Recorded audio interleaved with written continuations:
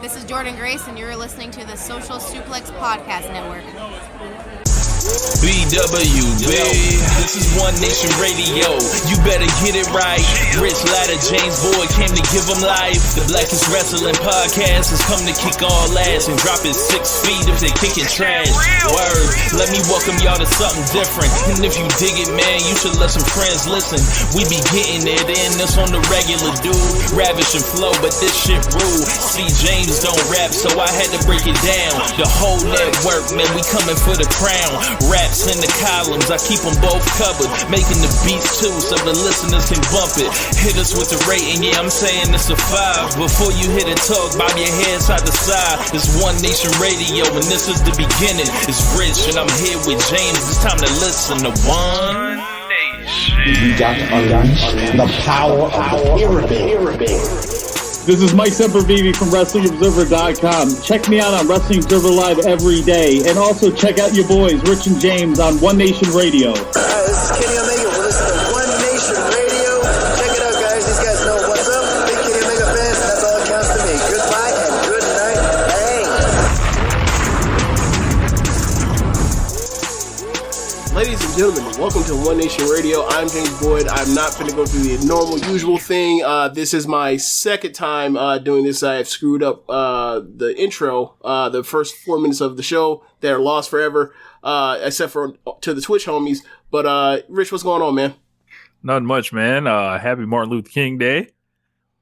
Happy Martin Luther King Day. I don't feel like going through what we just went through. If you want to hear it or whatever, go on Twitch.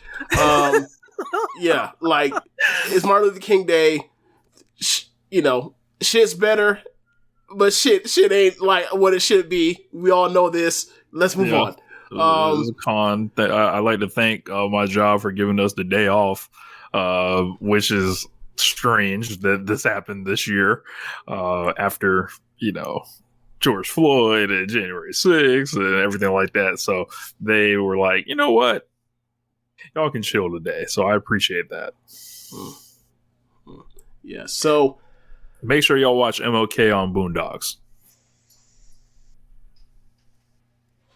I don't know what to do with that, man. Where do you want to start the wrestling show? I want to start it with someone that went in the Wrestling Observer Hall of Fame with 92% of the vote. Kazuchika Okada goes in the Wrestling Observer Hall of Fame with, I believe, the third or second highest percentage ever, I want to say. Like, he may be behind Kenta Kobashi and The Rock, if I'm not mistaken. Kobashi for sure. Maybe The Rock. I can't remember for sure. But, so why was it only 92%? That's my question. It's the same reason why people do the goofy shit where, like, Mariano Rivera or Jeter or King Griffey Jr. or Willie Mays don't get 100% of the vote. It's like, this person's so young, or this person is such a shoe-in that I'm going to, play games with my vote and give it and try to put someone else in with my vote and might need some help. Like, I just find this to be stupid. And, like, honestly, like, I don't know how you penalize somebody that's a Hall of Fame voter in any sport that does stupid shit like this for obvious and slam dunk can't miss first ballot Hall of Famers.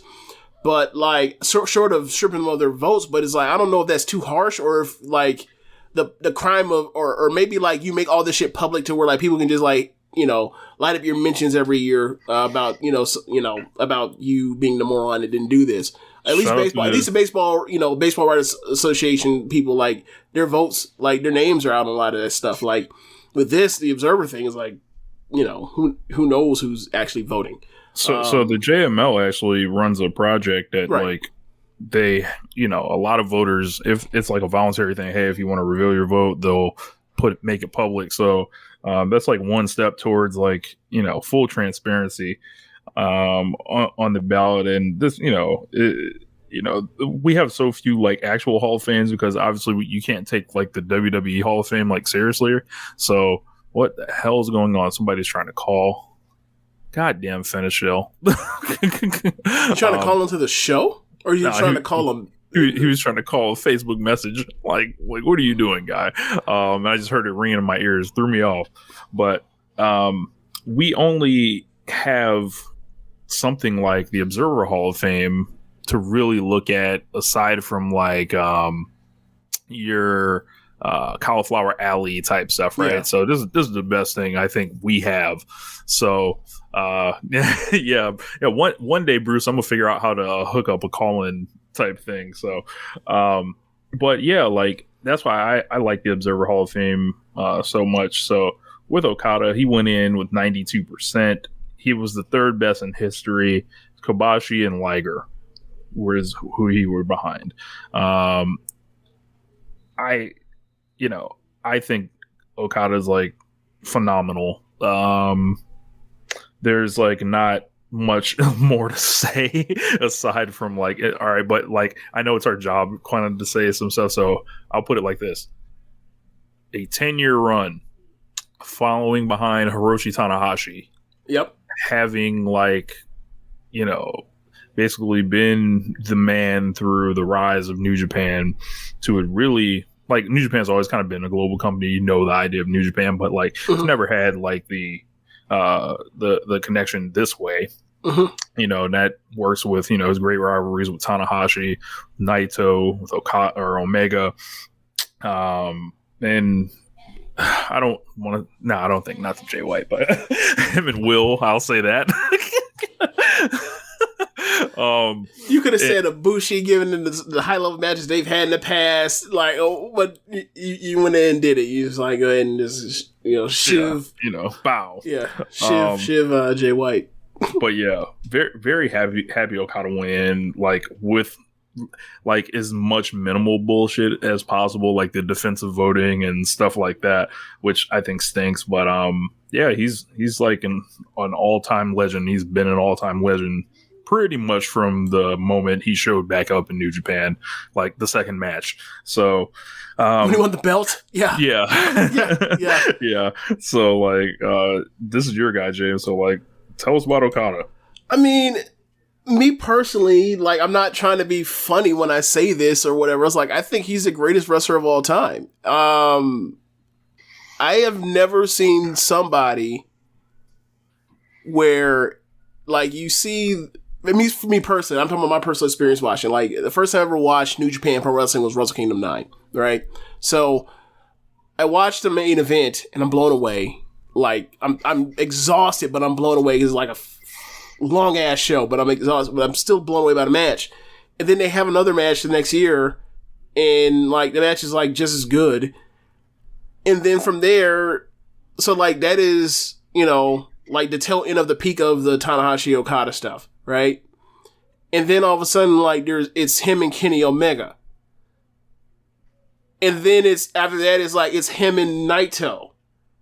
And then after that it's him and, Osprey and Shingo as they both move up to heavyweight. And I'm just like, all of these guys that I just mentioned are in discussion for, like, when they're wrestling Okada, they're all in discussion for, like, this person's the greatest wrestler in the world. Like, what's the common denominator here? Like, I'm not saying for you to choose one or the other, but like, if you get into a Tokyo Dome main event situation with Okada, chances are the match is going to be so fucking fire that like people are going to like throw your name and your hat into it for like winning or losing, or for to be in discussion for like for that year at least, like the best wrestler in the world. Like he's kind of put it to that standard. Like whether it's even wrestling or even if it's Osaka Jaw for Dominions, like he's like, I've never seen somebody, like, have that level of match while also not doing, like, stuff that anybody else can't do. Like, the stuff that Kenny Omega can do in his prime, or I don't even say his prime because, like, the DDT stuff is, he's doing a whole nother, like, he's doing fucking, like, moonsaults to the floor like a moron. But, the stuff that Kenny Omega is doing is, like, the peak of creativity. And he's doing it with Okada. The Osprey stuff, like Osprey's chain, his flying has gone down some, same for Ibushi, but there's still an incredible amount of athleticism tied to his matches. And like, you compare that with like what Okada's doing, where like, he's in there keeping up with all these guys while they're doing all this crazy, ridiculous stuff. But like, his game isn't like to come out here and start doing, ridiculous flying either. Like, his flying is pretty tame. Like, he's not. No one's gonna confuse him with Kota Ibushi. It's never gonna happen. And I just think that, for so long, like the way they pushed him as that guy was like, he could put him in a big match, and he has the belt more times than not, and like everybody like is giving the Rainmaker his best, their best shot, and like most of these matches, like as an Okada fan watches, like whether he's a top babyface or not, like or what the company wants him to be or not, like. It all ultimately comes down to whether he's in there with Shibata or whatever else, or Omega or Naito, especially Naito. Like, the crowd is living and dying for this fucking guy, this standard bearer to get beat every fucking time. And he turns the roof off, and more times than not, he says, "Fuck you, fans, I'm winning."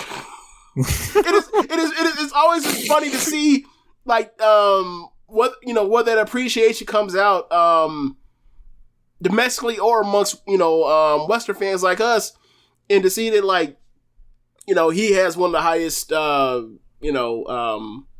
vote-ins, I think that's the respect he's owed. Like, because he's been just incredible for an entire decade. So many 4 and 4.5 and 5-star matches, like, it's just like you said, there's a common denominator here, and I'll say, like, he's had incredible dance partner. I'm not trying to put down any of them dudes. Like, all them dudes are also deserving all the superlatives they've been given too. But I'm just saying, like, I was gonna say with Okada's style, it's not like a visceral style, like where you don't live and die with Okada. I think that's also because compared to a lot of the other people, like, he's not as charismatic as people he's been in rivalries with. Like, you watch him with Omega or Ospreay or even Shingo or Ishii or Naito, like, he's more of a stoic cat. Like, I'm not saying he's Sonata, but Sonata, you don't even know if he's alive most times. Right, and I think that's kind of why they paired those two together a lot over the last 2 years, last 3 years, to kind of be like, the guys are like cool and cold as ice, as opposed to like one is, has the fire and all that kind of stuff. The other one's kind of like, like you've said, like, you don't even know if he has a pulse. So, yeah, Tanahashi also way more charismatic. Oh yeah, that's another one I forgot. Shout out to Diogo, yeah, obviously the most charismatic wrestler in the world, maybe, ever, maybe, but, well, I don't want to get into it. I was going to say Liger and then get into a discussion who's more charismatic. I'm not even going to do that. He's one of all time. So, but for me, you're right. Like, it isn't necessarily that visceral reaction, but I think, like, the thing with him is, like, he brings the best out of those kind of people. Mm-hmm.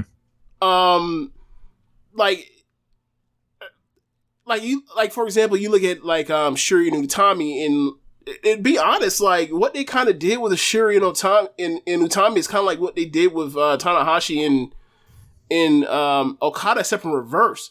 Like, the chase was for the vet to win it after that's 32 years old and win it, as opposed to like the young gun that already has a belt. But it's like, it's the same thing. It's like, you have this stoic champion, and like, this person that's as good, maybe even better, who knows, like, is on the cusp. And, like, this person has to basically, like, bear their soul out there to, eventually take the belt or go into the top, the best match of their career to match Utami. It's like that kind of thing. Obviously, Okada's done it way more and done it to larger fanfare. I'm just showing, like, I'm just playing the example. Like, so, like, I feel like in a way he is kind of unappreciated, especially when I'm like, I'm surrounded by Naito fans. I'm surrounded by Omega fans, and they're just like, the three factions of fandom at that time from like 2007 from 2016 until Omega left, where it's like everybody had their camp, and I'm just like, I think they're all fantastic. I think that Okada and Omega are on a plane better than Naito when it comes to the in-ring stuff because they're far more consistent. But if you like the Naito thing, whatever. But like the way they, the way that like I felt like there was this underappreciation because like one guy was on top and had the belt more times than not, and like the other two like had to go chase to go get the belts. It's like, well, if not for Okada being the fucking hurdle, do you get to enjoy those two as much? Right. And like for me, those like there will never be a higher moment of my wrestling fandom than Dominion 2018. Like that's it. Like there's nothing else left. Like.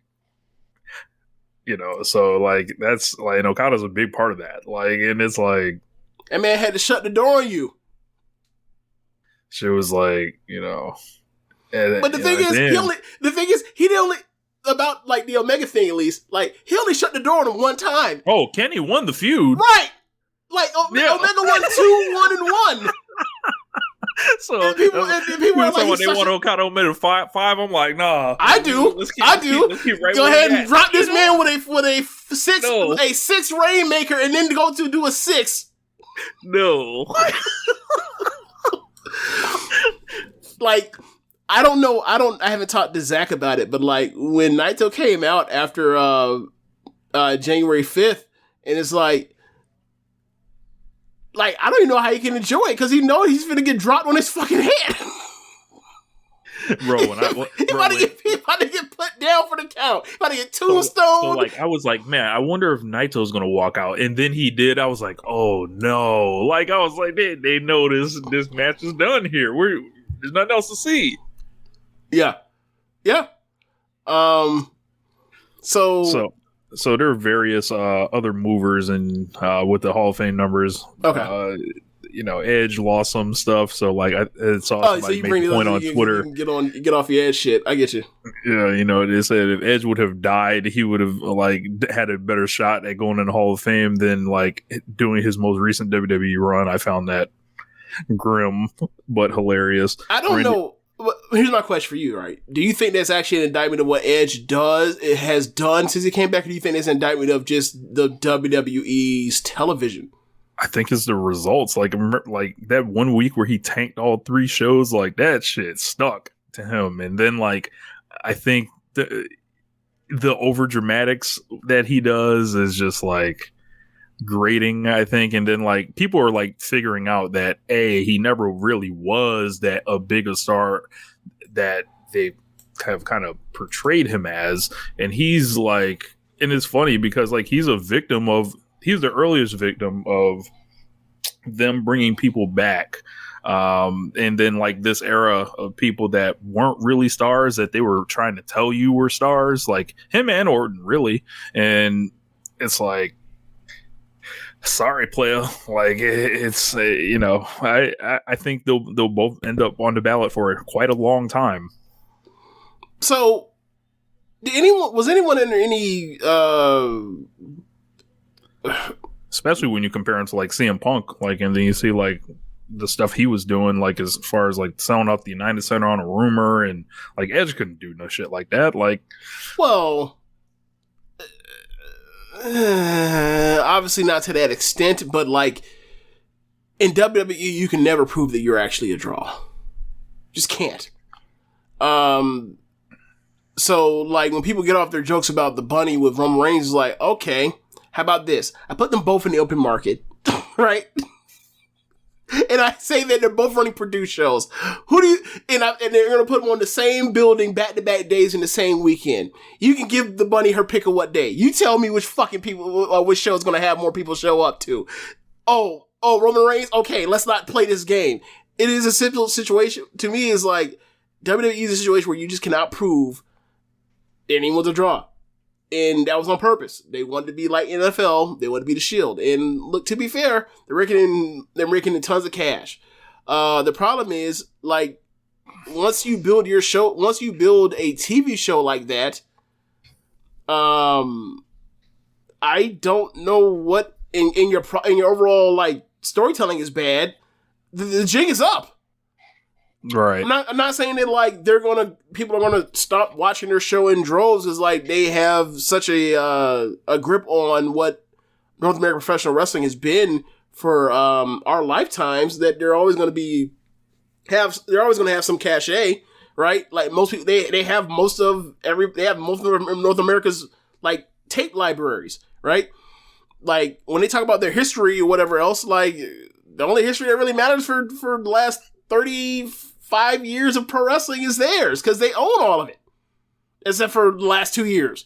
So, I just think that, like, if Edge had went to AEW and, like, he was having, like, and he still has good matches or whatever else, when he's not fucking with The Miz or wrestling Randy Orton for 50 minutes, like, if he was in AEW and he was wrestling, I don't know, a Jungle Boy or whatever else, like, he would have more appreciation. Now, my whole thing is, like, we listen to Meltzer a lot, and Meltzer really likes Edge and Orton and CM Punk or whatever. Well, CM Punk's a different category. He was actually, super duper hot and was a draw and all that kind of shit compared to those two. But and actually influential. Yeah. But and let me phrase that because Orton was a draw at some point. Whatever else, like they pushed him a little hard enough and strong enough, and he had the look and all that kind of stuff and everything, and the pedigree, and it worked over a certain amount of time. Like, but ultimately, when it comes to those guys, like same thing when it comes to Cena is like everybody feels a certain way, but like that person was pushed to a certain spot, artificially. And the same, especially when it came to Edge, when it came to that Matt Hardy and Lita shit, like people were furious about that stuff. Not to say that like it's any of our business, but people were mad about that. People held it against Edge for a long time. They kind of made it our business. So, well, because they use it, they use what happened backstage to get them over further by getting more heat for them. Yes, I get that. But what I mean is like there are certain people that just like. I'm under, like, I see Randy Orton, I see Edge, I'm like, they've done some of the best stuff I've seen in North American pro wrestling last 20 years. Do I think this person is going to make the Observer Hall of Fame knowing how high those stakes are to get, like 60%, is it 50 or 60? 60. 60. They get 60% of the vote. Like, that's really fucking hard to do. And, like, quite frankly, I don't see anybody from WWE doing that, like, unless something happens with their creative over the next, 5 years. I don't think anybody that's active ever making it unless they leave and go somewhere else.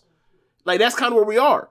So like, Roman's going to go back on the ballot next year, but he immediately fell off. Like Moxley fell off, Rollins fell off, Charlotte fell off immediately. Yeah. I heard Meltzer talking about like you think Becky is going to do better than Charlotte, and I could see doing better than Charlotte, but what the fuck does that mean? Yeah. Charlotte got lumped on the ballot. What's she going to do? Last for 2 years?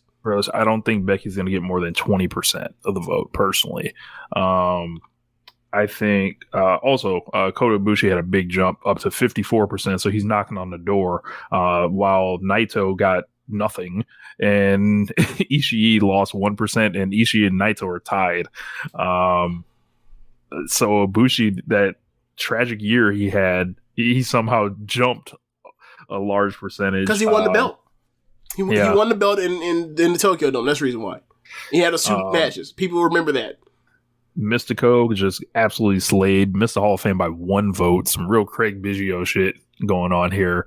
Poor guy. He's probably knocking on the door. Okay, I don't know much about Mexican pro wrestling, so I'm not even going to pretend. But by all accounts, like, isn't his run like incredibly short? So I think the deal was like he was like one of the biggest draws and stars in like ever at one point, right? Goes to WWE, disaster run, comes back, and he's just like kind of hanging out. He's the star, but he's not like how he was. So I'm not sure the time period on Mystico, but we knew that guy at one point was absolutely fucking incredible. And then he has all the, like, he won. I was listening to Dave talk about it, and it was like, this man won a Flair Thez from Mexico. It has never happened since 1980. Like, so it's like, say that line again. He said this man he won a Flair Thez Award from Mexico, and that never happened since 1980. Like that's just like impossible to do. Like there have been no one to even finish like second before. Wow. So like for him to actually had won one, so it kind of means a lot. Wait, like what was that Atlantis hair match? What year was that? 2000, I believe. Neither one of them got in the top. 2000, I believe, is Triple H, if I'm not mistaken, or Angle. Triple H won Flair Thez in 2000. I think so. 2000. Man. Wrestling. Man. That is. Wow. We're just like, we give it to anybody that won the WrestleMania main event. Yeah, Triple H won, and then the next year was Keiji Muto, then Kurt Angle. So, yeah, 2000 was Triple H. Okay. Wow.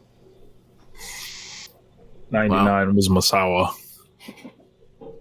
So that's crazy to me. Like, I get why that happened. I totally get why that happened. But, like, I've seen Mako Satomura match from 2000. Triple H can't wrestle like that. obviously, like, you know, Meltzer, like, I believe it was referred to as the Meltzer canon of women's wrestling. Like, once you get past 97, like, women's wrestling, according to Dave Meltzer, like, fucking cease to exist. But, yeah. But, so, like, any 2000, any Gaia,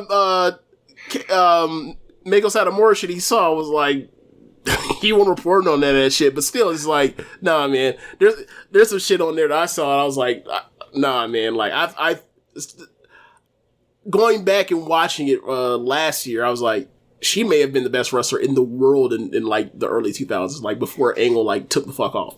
Like, it was that kind of shit. Like, anyway, it's not the point. So, yeah, I'm just shocked by Triple H winning Flair Thez. Like, good lord, and. If he was gonna do it, it would have been that year because they were on fire.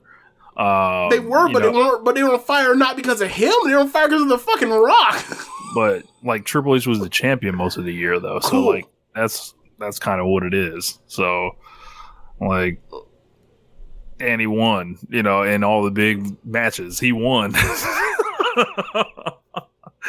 Like, I get it. So they were so hot because of The Rock. And this is the shit that we still was dealing with. Like, The Rock was so incredible that they could do shit like have The Rock not win at WrestleMania, win the next pay-per-view instead, and also have people be so furious that it's like, we're going to beat The Rock, but we're going to have him lay out everybody after he loses because we want people to leave happy, and then the next month we'll give them another pay-per-view. It, like...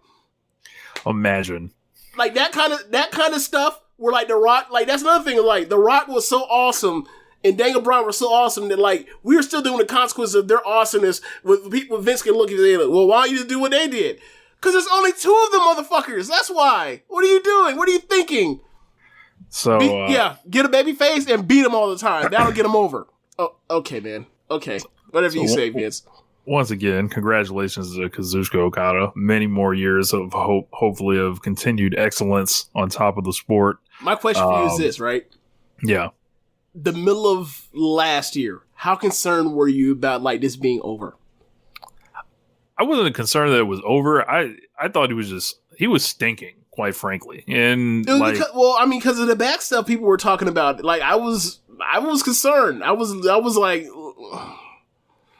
I don't know, man. I don't know. Like, I thought they were clearly trying to hide him. Like, like in plain sight, they were like, yeah, man. It's a COVID time, you know, and we don't want to tie none of this stuff to him. And it's like he's finally got the belt now after like 2 years into this shit. So like they don't want to tie it to him, but they'll tie it to Naito. Yes. Ooh, yes.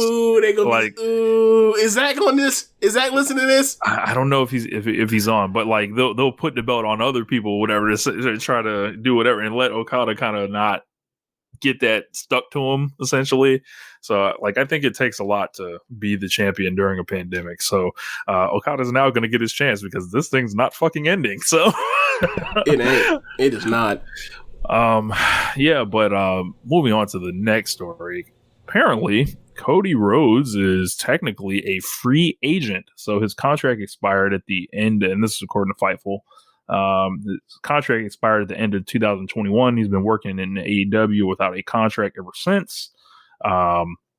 They said apparently, like, people have known about this over the past couple weeks. Of course, there was a situation where he was a medical disqualification for Battle of the Belts.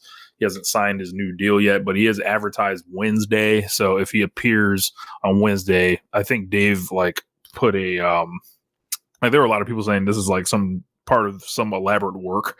Like everything they try to say Cody's doing is an elaborate work. Dave said, there was a situation to where if you pop up on TV from this point forward, like, that's pretty much what tells you a deal is in place at this point. So, and of course, you're coming up on that time, 3-year deals. There's a lot of people that they did all the bad jokes, all the kind of jokes with this. I don't expect anything to happen. I expect him to probably talk about this kind of in a promo. I think Fightful is kind of getting brought to the cleaners a little on this. I don't want to flat out say they're getting worked, but they're going to use this for sure.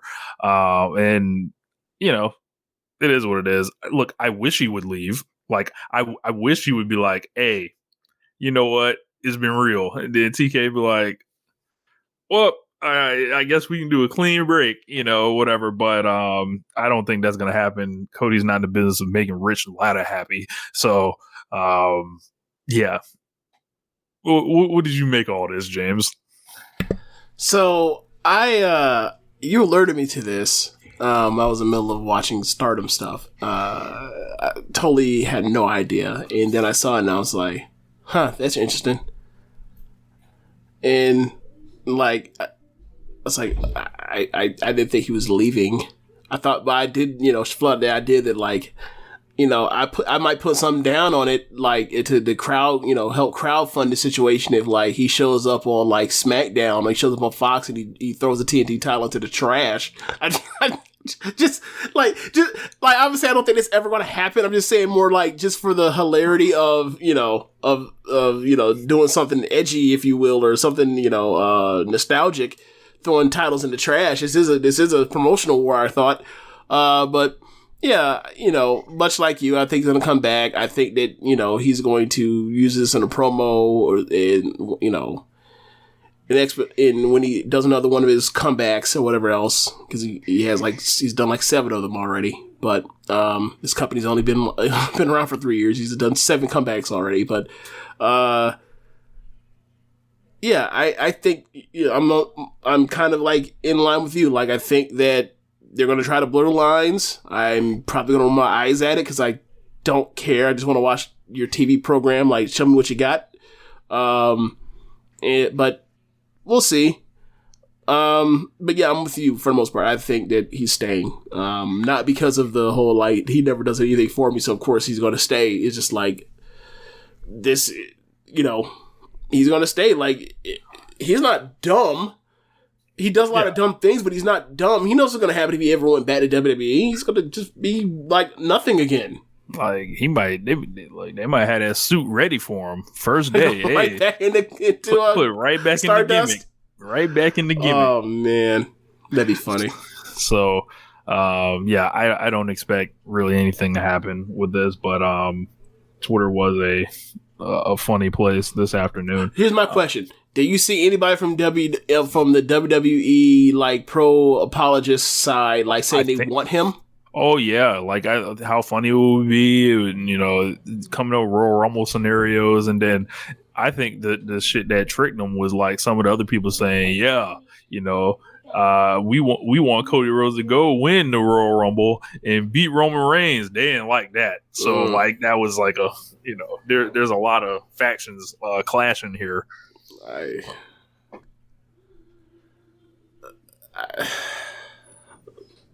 I guess face Edge. I don't know. No idea, man. Like I don't. he's not a good fit anywhere right now, to be quite honest with you. Like, out of our lives. Like, the best fit for him would be like, hey, like, you're not the TNT champion, go wrestle Adam Cole and lose. Or have a best of 3 with Adam Cole, or you know, I wouldn't say Malachi's already done the Malachi, already done the Andrade thing, but like, he'd be wrestling top guys in AEW and trading falls back and forth with them. But like, as you mentioned before, like, you think this whole make himself mid-carder thing is selfish, so he doesn't have to do jobs to guys that are. I don't believe I've ever said that on air. I kind of brought that to the light on Imp Show last week. That's how you feel. Yeah, I think you said on FAH draft. I think. I don't know. I don't know if I said it on FOH, but I mean, he never wants to wrestle any top guys in AEW. He only wants to wrestle like mid carders or he's like the gatekeeper for the mid card. And it's like, how excited can you be for a person that is a top guy wrestling, like, gatekeeping the mid card, like that? Like, short term, sure. Like, for years, that sucks. You know what? I'm just going to read it off because I wrote it up and organized it in a way to, it was December 23rd. I wrote this. I was like, you know what? I've woken up and decided Cody doing that stipulation and essentially removing himself from the main event scene is one of the most selfish and shrewd political schemes of all time. He essentially said, I'm not losing to anyone that's a top star or champion level at a meaningful time ever. It's outwardly presented as this selfish thing, but he will only lose, but the only people he will lose to, he will do so on some please clap Jeb Bush shit. Hulk Hogan would admire this. So, like, you know, I think there are people that think I'm batshit insane, like, but with this. But well, yeah, like, you know, I mean, you also said that, like, Triple H is a part of a fake heart attack scheme a couple weeks ago, so whatever, or fake heart problem scheme a few weeks ago. I mean, we the jury's still out on that. I mean, I'm just, Dave Meltzer don't seem Triple H yet? This. Like, until that man pops back up, I don't know. But yeah, like, I don't know. It feels like, you know, a shrewd way to never lose to important people, to be seen as less than. And say he did leave, right? Like, who's he ever really lost to that's like, you know, in a clean way that it's like where it's unforgivable, where he didn't get it back? Like, nah, he hasn't wrestled Kenny, never wrestled Hangman, didn't really work with the Bucks, didn't work with Mox, didn't work with lots of people, and people they actually lost to were like MJF and Jericho, and they're both like there's cheating involved in both of those. Right. So it's like I don't necessarily buy into the idea. I'm more of the thought process that, like, I don't think that he did this intentionally, but, like, the repercussions are the repercussions, and, like, he is now a mid-carder, and, like, the only thing that's going to get him out of this funk is for him to wrestle top guys and eat some L's, and go from there. But because, like, this shit's just like stuck in a rut. Like, even if Sammy wins, it's like, oh great, like he's like, oh great, like you beat the fourth pillar, great. I'm sorry, oh, you put over the fourth pillar after you've already put over 2 of them already. So it's gonna be pretty interesting with him, because I think like the way he can maintain interest in himself is by doing all this, like, unrelated to actually, like, getting over, like, type shit. What do you mean? Like this stuff, like where he's in the news like this, and you know, him being a part of this, like, interim title thing now, like where there's 2 champions, and it's just, like all things Cody, exhausting, and you know, hopefully this thing gets, you know, settled. We can get back to getting him in the arena and people booing, and, you know, people actually figuring out why people are booing rather than thinking it's some 4D chess scheme or like some genius plot by him, because, like, I don't find anything genius about the babyface getting booed. Sorry. Like, I'm never buying this, ever. Like, stop the cap. Yeah, I never thought there was a genius scheme. I thought there was a plan, and just the plan was never working at different times. He's tried to modify it. He's never been able to stop the bleeding. That's kind of where I was on it. Like, as far as there being some end game for it, like, if there is, he better fucking get to it real soon. Because shit ain't been right since the Anthony Ogogo feud. Yeah, pretty much. Like, once Malachi showed up and was whooping his ass, and everyone was cheering like crazy for him. It's like, it's a mixed reaction. It's like, nah, man, you gotta stop this. It's not a mixed reaction, or it is mixed reaction, but like he's mostly getting booed, and like I hate, and like Meltzer gets annoying when he goes on his show and he's like, the cheers louder than the boos. Like, no, man, it's not how Sonics works. That's not how Sonics work. Like, have you ever had a car system? You ever had to put your amp to the tweeters, or do you have to put it to your subwoofer? Oh, you put it to your subwoofer because like low pitches don't travel as far? Oh, okay then. What are we talking about? I hear more boos than cheers. Yeah. So there is going to be an AEW album called Who We Are, and it's going to be songs songs inspired by the lives of different wrestlers on the AEW roster. They kind of put the word out to a lot of people that do music within like the wrestling community. And I actually ended up getting like linked to the project through Montezi. So I think the Mark Henry song's in the bag. I'll put that out now. Like I did make the beat on that.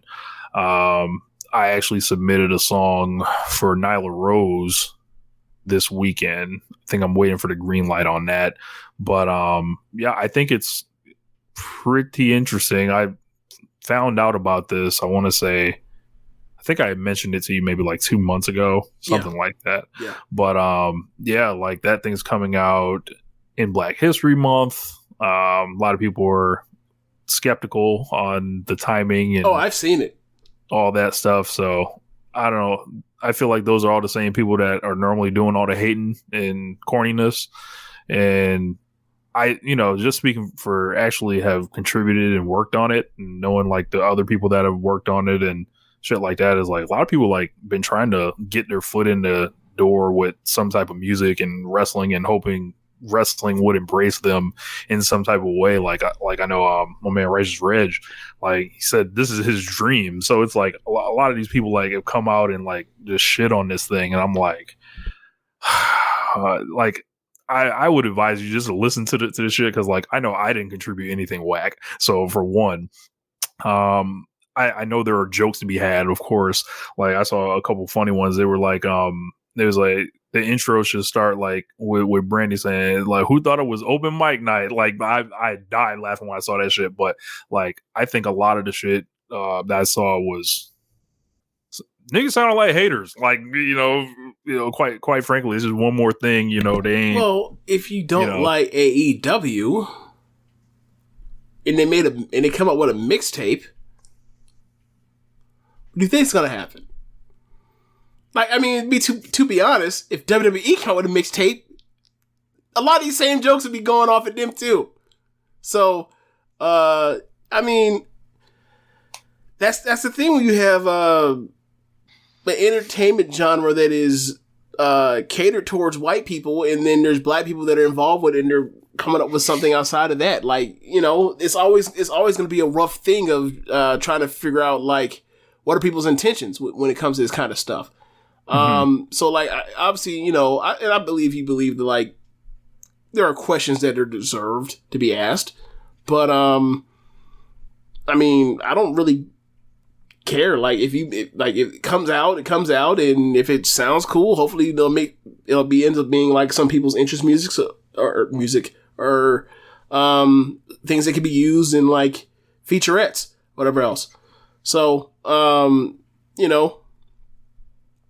I think, as far as doing it, cool. I'm sure, other places like WWE has tried this thing or, have tried something like this. Like they're doing they did the Rolling Loud thing. They have Wale and a bunch of different, national recording artists, contribute to, their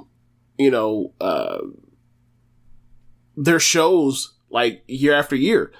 I mean, they even had, when they used to do like the rap, what was the rap album they used to do? The compilation thing? Well, I remember it was like, Aggression?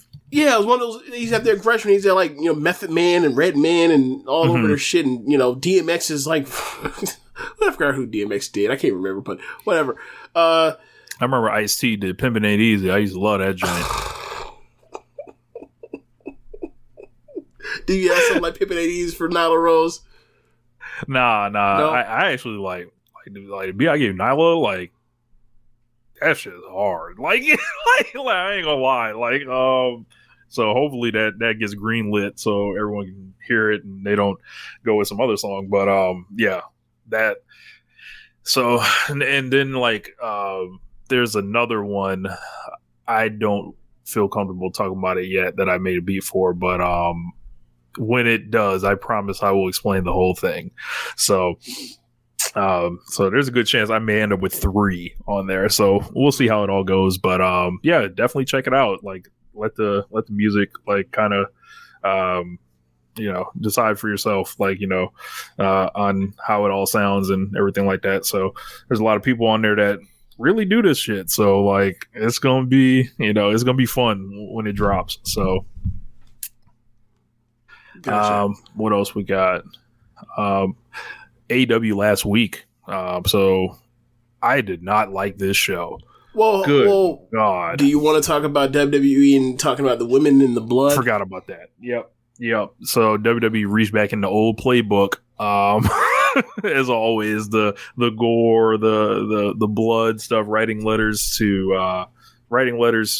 or making comments that are going in these articles that aren't necessarily for wrestling fans, that are kind of like, kind of more general audience type things, trying to distinguish themselves from, what AEW does and basically, or anyone else for that matter, but in this case, AEW. And it's not necessarily to say, hey, wrestling fan, you should not watch AEW because of this, and this, because they don't have power over the wrestling fans.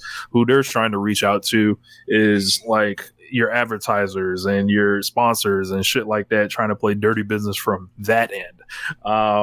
And this is what they do. So like, this is the same company as it always was. And I think that this is, it's amazing. They haven't updated their tactics yet. Like, and trying to knock people down. Like, it's always the same battle plan as it always was. Yeah. And it's always weird because like,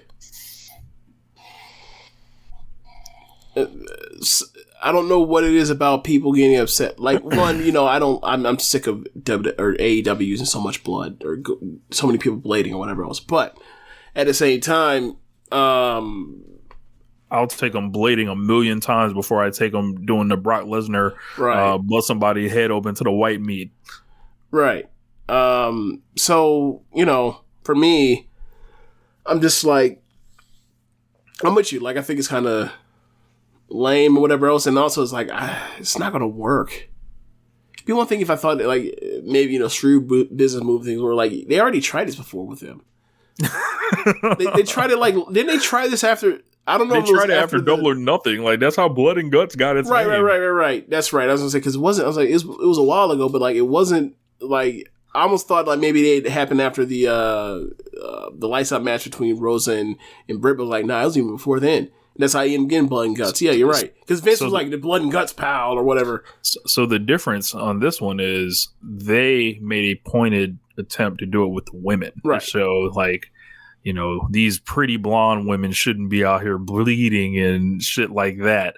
Like, it's, that would never happen. And I actually saw people carrying the water on this too. Yeah, like, that would never happen. Yeah. So like, anybody want to pull up, the Becky Lynch moment after she put the beats on Ronda Rousey and what's her name, broke her nose.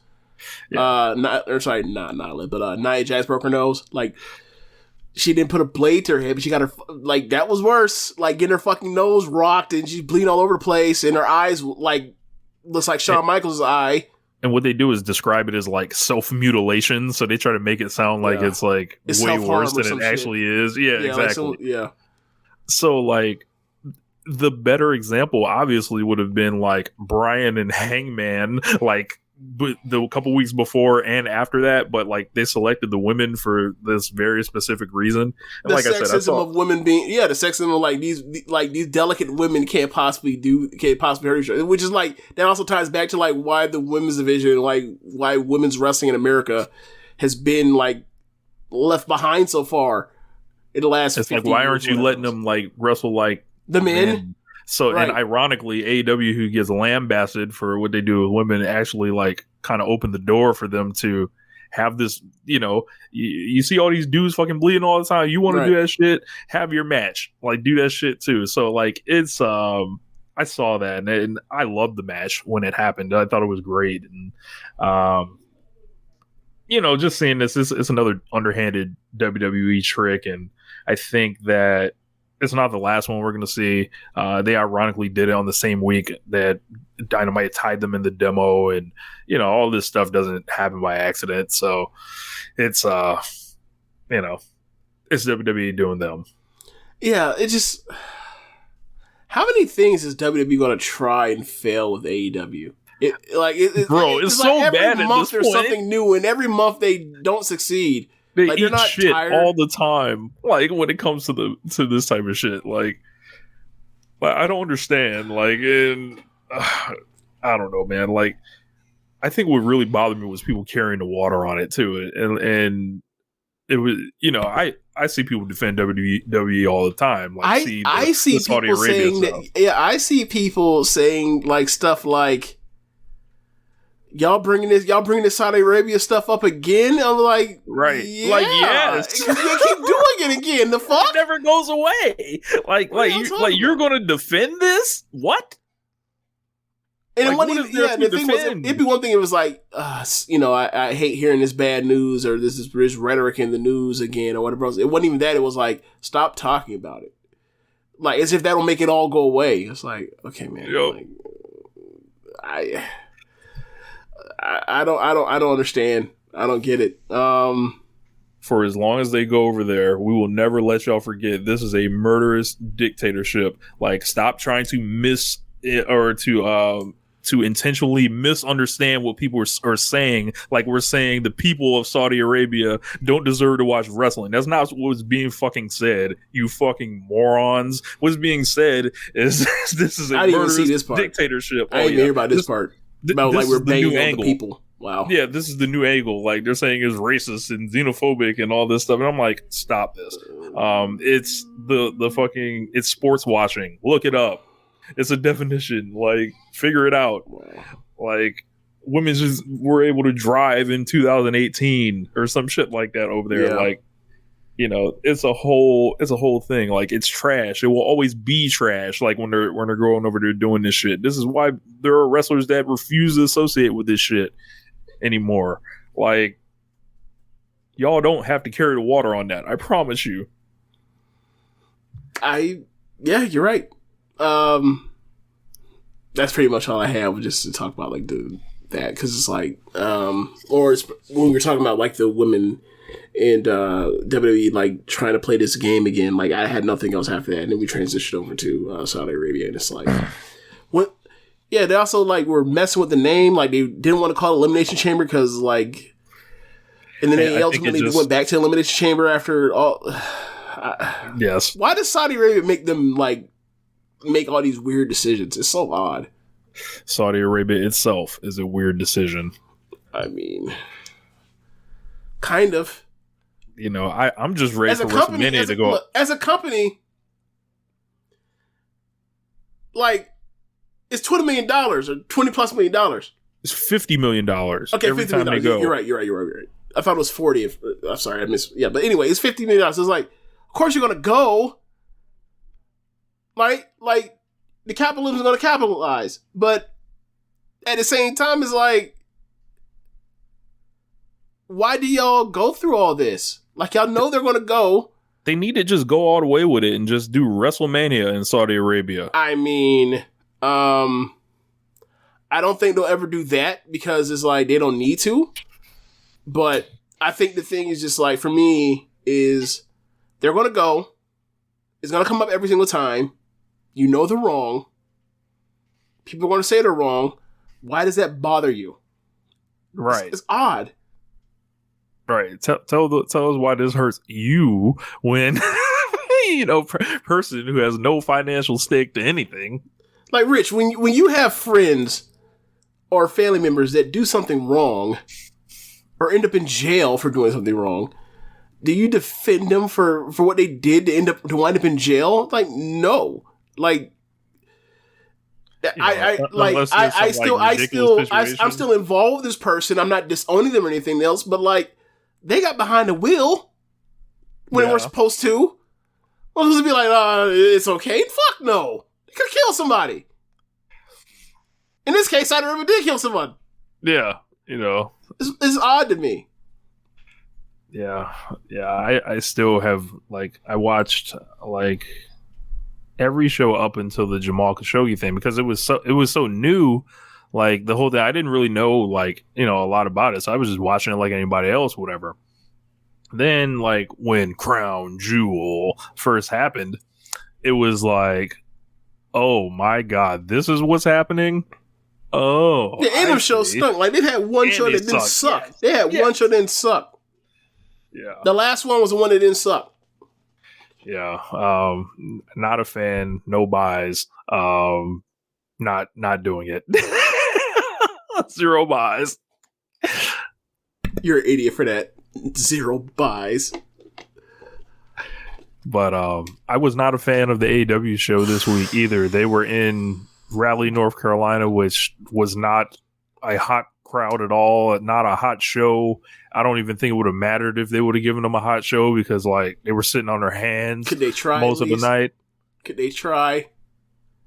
It was bad. I felt like it was boring. I felt like Sammy Guevara in oh my god, I'm blanking on his name. Daniel Garcia. Daniel Garcia, people that even tried. Yeah, I saw that show and I was bored. I was like, yo, this feels like what it used to feel like when I was watching some of those Raws or whatever, where it was just like the crowd's just fucking dead. Nothing's happening. This is just and I know they advance all. It kind of felt like a reset show. I think they were trying to advance some stuff, but where are the hot matches? Where's the right? I don't know. I think it was a lot that wasn't great on this show, and I was getting messages from people saying they were loving the show, and I was like, I knew something was people or a person? A few people, huh? I know one person in particular said that they loved the show, and I was just like, no. That's a red flag, right? For me, I ain't even gonna do them like that, but I already had watched the show, and I was thoroughly unimpressed, and left very, very cold to lukewarm. And then this person said this show was awesome or was very damn good, and I was like, nah, man. I just went through I had to go through an hour and 40 minutes to get to something I really enjoyed from the match perspective. Sorry, if a Stardom Road to show was like this, I tell you, when they don't have two matches that can contend for 3.5 stars on a Road to show, I'm kind of man, I don't even know if I'm gonna watch next week. I just feel a sense of dread, this shit's finna go down. Anything could be man, this could be the end. This could be the end. So, AEW had put on that Dynamite, I was like, look, man, if this shit had happened in Stardom, I'd have been But, yeah, I thought, I think they're at this was the 119th show in of Dynamite. I think this is I think there's been 100 shows better than this. I'd have to look. I think for sure there's been 100 shows better than this. I might be underselling it. Yeah, so we opened up. They had Adam Cole coming out, and he came out with O'Reilly and Fish. They started cutting a promo. Said the boys are back together, and then Cole said it was a new era. Bucks interrupt him.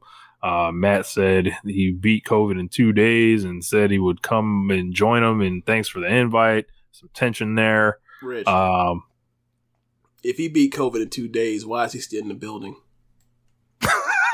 Did he test negative? Did you test negative, sir? That's all I need to know. I don't. You tell me. Like, do you feel comfortable being around somebody that can say some shit like, "I beat COVID in 2 days"? The fuck you mean you beat COVID in 2 days? How? What kind of code was that? Yeah. Like, Did you take that shit they gave Trump when he about to keel over? Bro, like, code ain't nothing to fuck with. Like, I would just say that. Like, speaking from experience, I don't know if COVID is as bad as it was like a year ago at this point, but that shit ain't nothing to fuck with. So I hear 2 days. I'm thinking about where I was at in 2 days. Hell, seeing Stephen A. Smith, he just came back to work for the first time this year. Like, that man thought he was about to die or whatever. But yeah, so how was the hairline? I mean, salute, back there, like normal. So, I ain't never seen a man with such a woeful situation. Like, stay always lined up, if you will, for whatever you want to call Stephen A. Smith lined up. It stays lined up. He is like, or lined back. Whatever. Sure. Like, you know how people say that it feels like Jalen Rose goes and gets lined up like 3 times a day. You can say the same for Stephen A. Smith, except like it's not here. It's back. It's back. But yeah. That you think the barber was tightening them up while he was down bad and hurting, or you Nah. I think he, he let it ride for a little bit, and then, got himself tightened up. Okay. So once he started like doing, like, he did voice messages on his phone, he's like, hold on, let me call in somebody before I do this. I can't be looking a mess. He's like, bro, that lineup ain't gonna stop you from looking a mess. It is what it is. Let me get off here for Stephen A. Find me. I'm gonna stop. Stephen A. I'm joking. I don't want no smoke. He on the Cowboys' ass right now, so you ain't got to worry about that. I don't need him to get done with them and get to me. I'm good. I no mas. No mas. So Matt tells Red Dragon that this is their company. They're the longest reigning tag team champs, and their New Year's resolution is to get the belts back. Kyle says that's funny because they got the same resolution. Bobby Fish claims there's not a single team that's going to stop them from getting the titles. That includes the Bucks. Adam Cole tries to downplay all this shit, saying this is what we need, some friendly competition. This what makes them the greatest faction in AEW history. Then all of a sudden, best friends started walking their ass out there. Orange Cassidy faces off, doesn't really have anything to say, just tackles Cole, and all the members started fighting. Then there was a face-off with Chris Statlander and Cole. As Statlander went eye to eye with Cole, the crowd kind of paused and wondered what was going to happen. And then Britt Baker started running down, and she basically started brawling with Statlander, took her out with a curb stomp. Orange Cassidy got the boom from Cole. He was going to do the Young Bucks kiss spot, and then Baker was like, nah, these kisses is for me.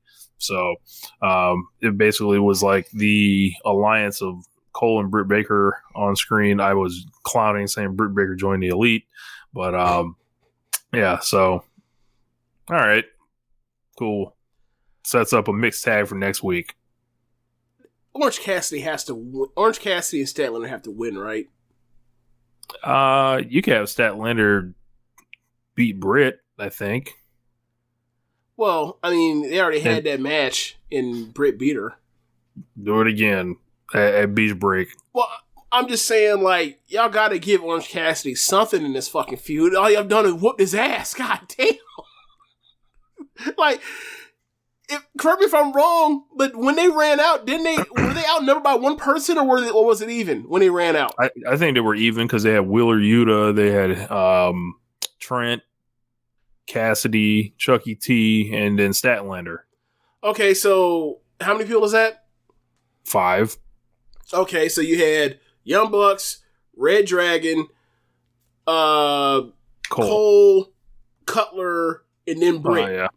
Yeah. Okay, so at least they were outnumbered. When they came out there and they got their asses handed to them, I was like, God damn, you fucking like geeks. LeBron James, you bum of the week nominee. I was like, the only thing that kept me from saying so was like, I was like, I'm pretty sure they were outnumbered, but still, god damn, y'all ran out there and got y'all asses whooped.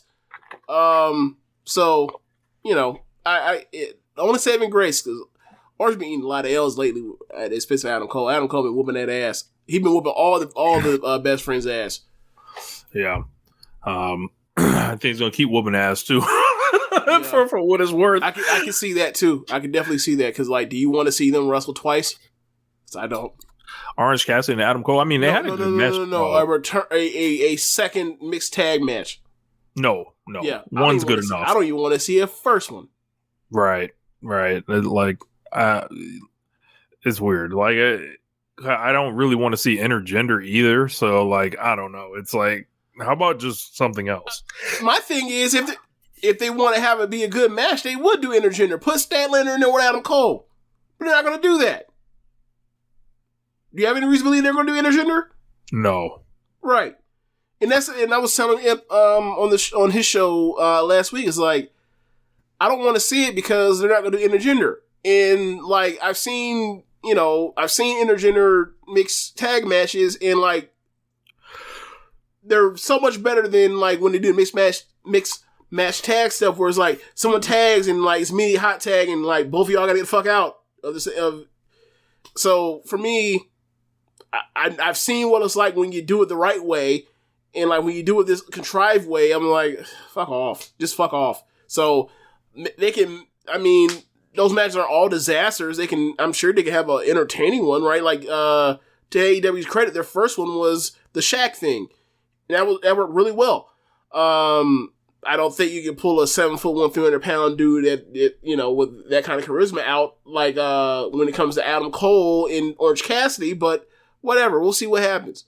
I hope it's good. I don't want to watch no bad match. So we got Wardlow versus CM Punk. So Wardlow had the new gear. CM Punk looked like he was in for the fight of his life. Wardlow basically dominated this man. Hold on, you gonna stop this? We done seen this man in UFC. You can't say this. You cannot say he's in for the fight of his life. We've seen him get whooped in UFC. Stop. You stop it. Were you trying to get that joke off or no? Or you I was not. Okay, I was not. My bad. It was in earnest. So, okay, my bad. But yeah. So Wardlow begins dismantling CM Punk. This is classic CM Punk versus Big Man match. Nothing that you haven't ever seen in, him wrestling Mark Henry or Big Show or Hobbs or now Wardlow. It was a lot all better the same when it was Ryback. Ryback. I forgot about him. But they Wardlow ended up putting Punk through a table at one point, and he gave Punk like 7 of the safest power bombs you've ever seen in your life. Just like, let me just set you down gently, Mr. Punk. Here you go, Mr. Punk. Let me push you down and make sure you're able to get back up. He didn't want to end up getting the rap that Ryback caught during the podcast. Yeah. He didn't want none of that. Like, I feel like a conversation was had. Yeah, you put me down lightly, or we just not gonna do the match. This will be your last match, right? What? But yeah, But then, like, they do the angle, like, where instead of them wanting to finish or Wardlow to finish him early, they wanted Wardlow to keep fucking around. Wardlow essentially had him beat, foot on the chest. He wasn't going to kick out. It was going to be a wrap. And MJF told him chill. And then, like, the whole angle is like, what the fuck? And then he sets up I see the Bret Hart and Diesel thing coming from, like, a mile away. Same. Like, I put it on the timeline and in the group chats as it was happening. It was like, oh, he's about to, like, since CM Punk's whole thing is he wants to cosplay as Bret Hart. And then I had to see people, like, cutting up both clips while Bret Hart looks so much more athletic and, like, smooth. And then, also it's a way better match, even though I hate that match, or not hate it, but don't like it at all. Yeah. Yeah. So I was like, all right. I didn't have a problem. Like, I think there was a little bit of hyperbole saying, like, this, like, hurt CM Punk or anything like that. It was like, this is just the angle they wanted to do. But it didn't hurt like, CM Punk. Yeah, like I don't care that he like got up after 7 power bombs. Did you see the power bombs? Like them shits don't even look like they hurt. Like yeah, this is a pot. Like this is like my main point of like contention with the analysis I was saying. They just point blank just threw 7 power bombs. I'm like them shits was weak. So I mean, okay, so I get where people are coming from because they for months or for like a couple months they've been putting over like these power bombs. He hits you with a row of these. It's a wrap for you against jobbers. The thing for me was they were having a somewhat competitive back and forth match where, you know, obviously CM Punk is just overwhelmed by the power, but he's making comebacks. And the match they were having at the beginning was good. And then by the time you got to the first power bomb, I was like, okay.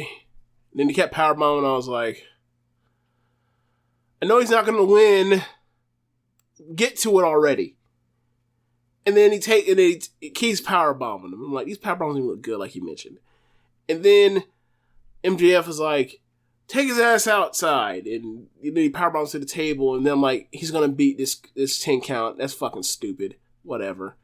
Then he gets back in, and I was like, all right, do your Bret Hart thing. Keep in mind, like, I didn't watch this show live. I watched it on tape, not tape later. I had a copy of it, and I watched it later. But, like, I had stayed on spoilers. I had no idea you were even talking about the Bret Hart thing. But, like, that's the first thing I thought was, like, because you've been doing the Bret Hart stuff, like, this is 95 Survivor Series. And sure enough, he hits him with the small package, and, like, the small package wasn't even fucking good looking. Like, Wardlow took forever to get actually his shoulders on the mat. It's like, God damn it. Pin him, whatever. And I'm like, it's funny because hold on, you're going to win, but we need you to make him look strong. Yeah, that's my first thought. I was like, when is CM Punk pie somewhere where he's like, you're going over, but we need you to make him look strong because it wouldn't have been the right move, right? But like, I would have really popped if Wardlow would have just won. Like, I would have been like, obviously, I would have been like, what the fuck is happening? Okay, but like, I would have like popped in the moment, just like I didn't expect that, and then it's like, well, who's the real strong motherfucker? Like, but like, you know, I think that would have opened up a whole can of worms had they did that. But I was ready for him to just win. Like, he beat the man thoroughly. I think in a situation like that, you just gotta like not do the match. Yeah. Like, have him fight, especially because, like, all this stuff that's going on with Wardlow, like, clearly he's getting pissed off with his lot in life with the Pinnacle. Like, you could have made it to where, like, they could have made a thing where, like, he walked on him, like, a week before the match, and then, like, it's off, so he has to put in, like, balder hair from FTR instead. And then you continue on with that, and then, like, you get back around to it later or whatever else, and then go from there. Like, I just wouldn't have done it. I mean, because Punk got his ass completely whooped. He had a visual pin on Punk. Like, the only thing saved him was the fact that MJF is a fucking moron that, like, because he's a heel, he gets away with it because heel's supposed to be idiots. They get their plans, like, thwarted. But, like, his plan was, I'm going to have CM Punk get softened up. So I'm going to have him in there with Wardlow. But I'm going to have Wardlow destroy him. But I also don't know how for the match to end. Because I don't want him to actually beat him. Because I want to be the first person to beat him. Where it's like, well, then how is the match going to end? Then why do you even put him into the match, MJF? Right. So it was just like, whatever, man. What do you give that match, star rating wise? I didn't rate this shit. I gave that shit 2.5. Moved on. Yeah, that's like, that wouldn't even make like. Like, I don't. It's funny because like the only matches I don't rate every match, but like the only matches I would rate are like way better than this. Right. I'm in this thing now where this year, like, I'm going to rate every match I watch, and like it is. Got to tell you, I'm 2.5, like 70 3/4. Yeah. I'm at like I had like 70 something matches already, and I'm like, fuck. It is draining to actually like think to actually go through your mental Rolodex and be like, this is more in line with like these matches over here. Put it there with the rest of them. So yeah. So they do Powerhouse Hobbs versus Dante Morton, a slightly more athletic version of the opener. Without the complete like screeching halt that is like a million power bombs and a tease of a count out. Yeah. They have Dante ends up winning. He gets the nosedive. Yep. I thought Hobbs actually looked pretty good in it. He's got a great face as far as for a heel, yeah. The scowl is amazing. Yeah. The only person I can think of with a scowl as bad is Steven Regal. Bro, he looks like he'll fuck you up. I don't I don't want no smoke with Powerhouse Hobbs. Yeah. But I thought Dante Martin looked obviously great, especially in the lead up to this. He showed a lot of really good fire and just keeps taking steps forward every time I feel like I see him. So, what do you think of the end of the match? So Ricky Starks tried to cheat, or yes, he got up on the apron. Now you know how I talk about Young Bucks matches where motherfuckers had the Genome Soldier field division in Metal Gear Solid where everyone has a field division of 45 degrees. They have no peripheral vision to speak of whatsoever. Okay. The ref is in the not dead center of the ring, but he's in the middle of the ring, basically on the far side of the ring, facing towards the hard cam, right? So he's on the opposite ropes, on the furthest ropes away. Dante is on the side. So he's basically I can't even visualize it, but he's perpendicular almost to the ref. He gets on the apron, he goes further and further, to where it's this ref clearly sees him. You can't even the ref can't even pretend he doesn't see him. It didn't and then I'm what were you trying to accomplish? What was this for? And also he had gloves on. I'm is this some Kanye shit where he has the black gloves on? I don't know what Ricky Starks is going through, but whatever. It caught him and told him to stop, and then next thing you know, out comes Jay Lethal, the Thor. I'm just why is Jay Lethal here? Oh, he's black. That's why. Why couldn't Matt Sydal come get him?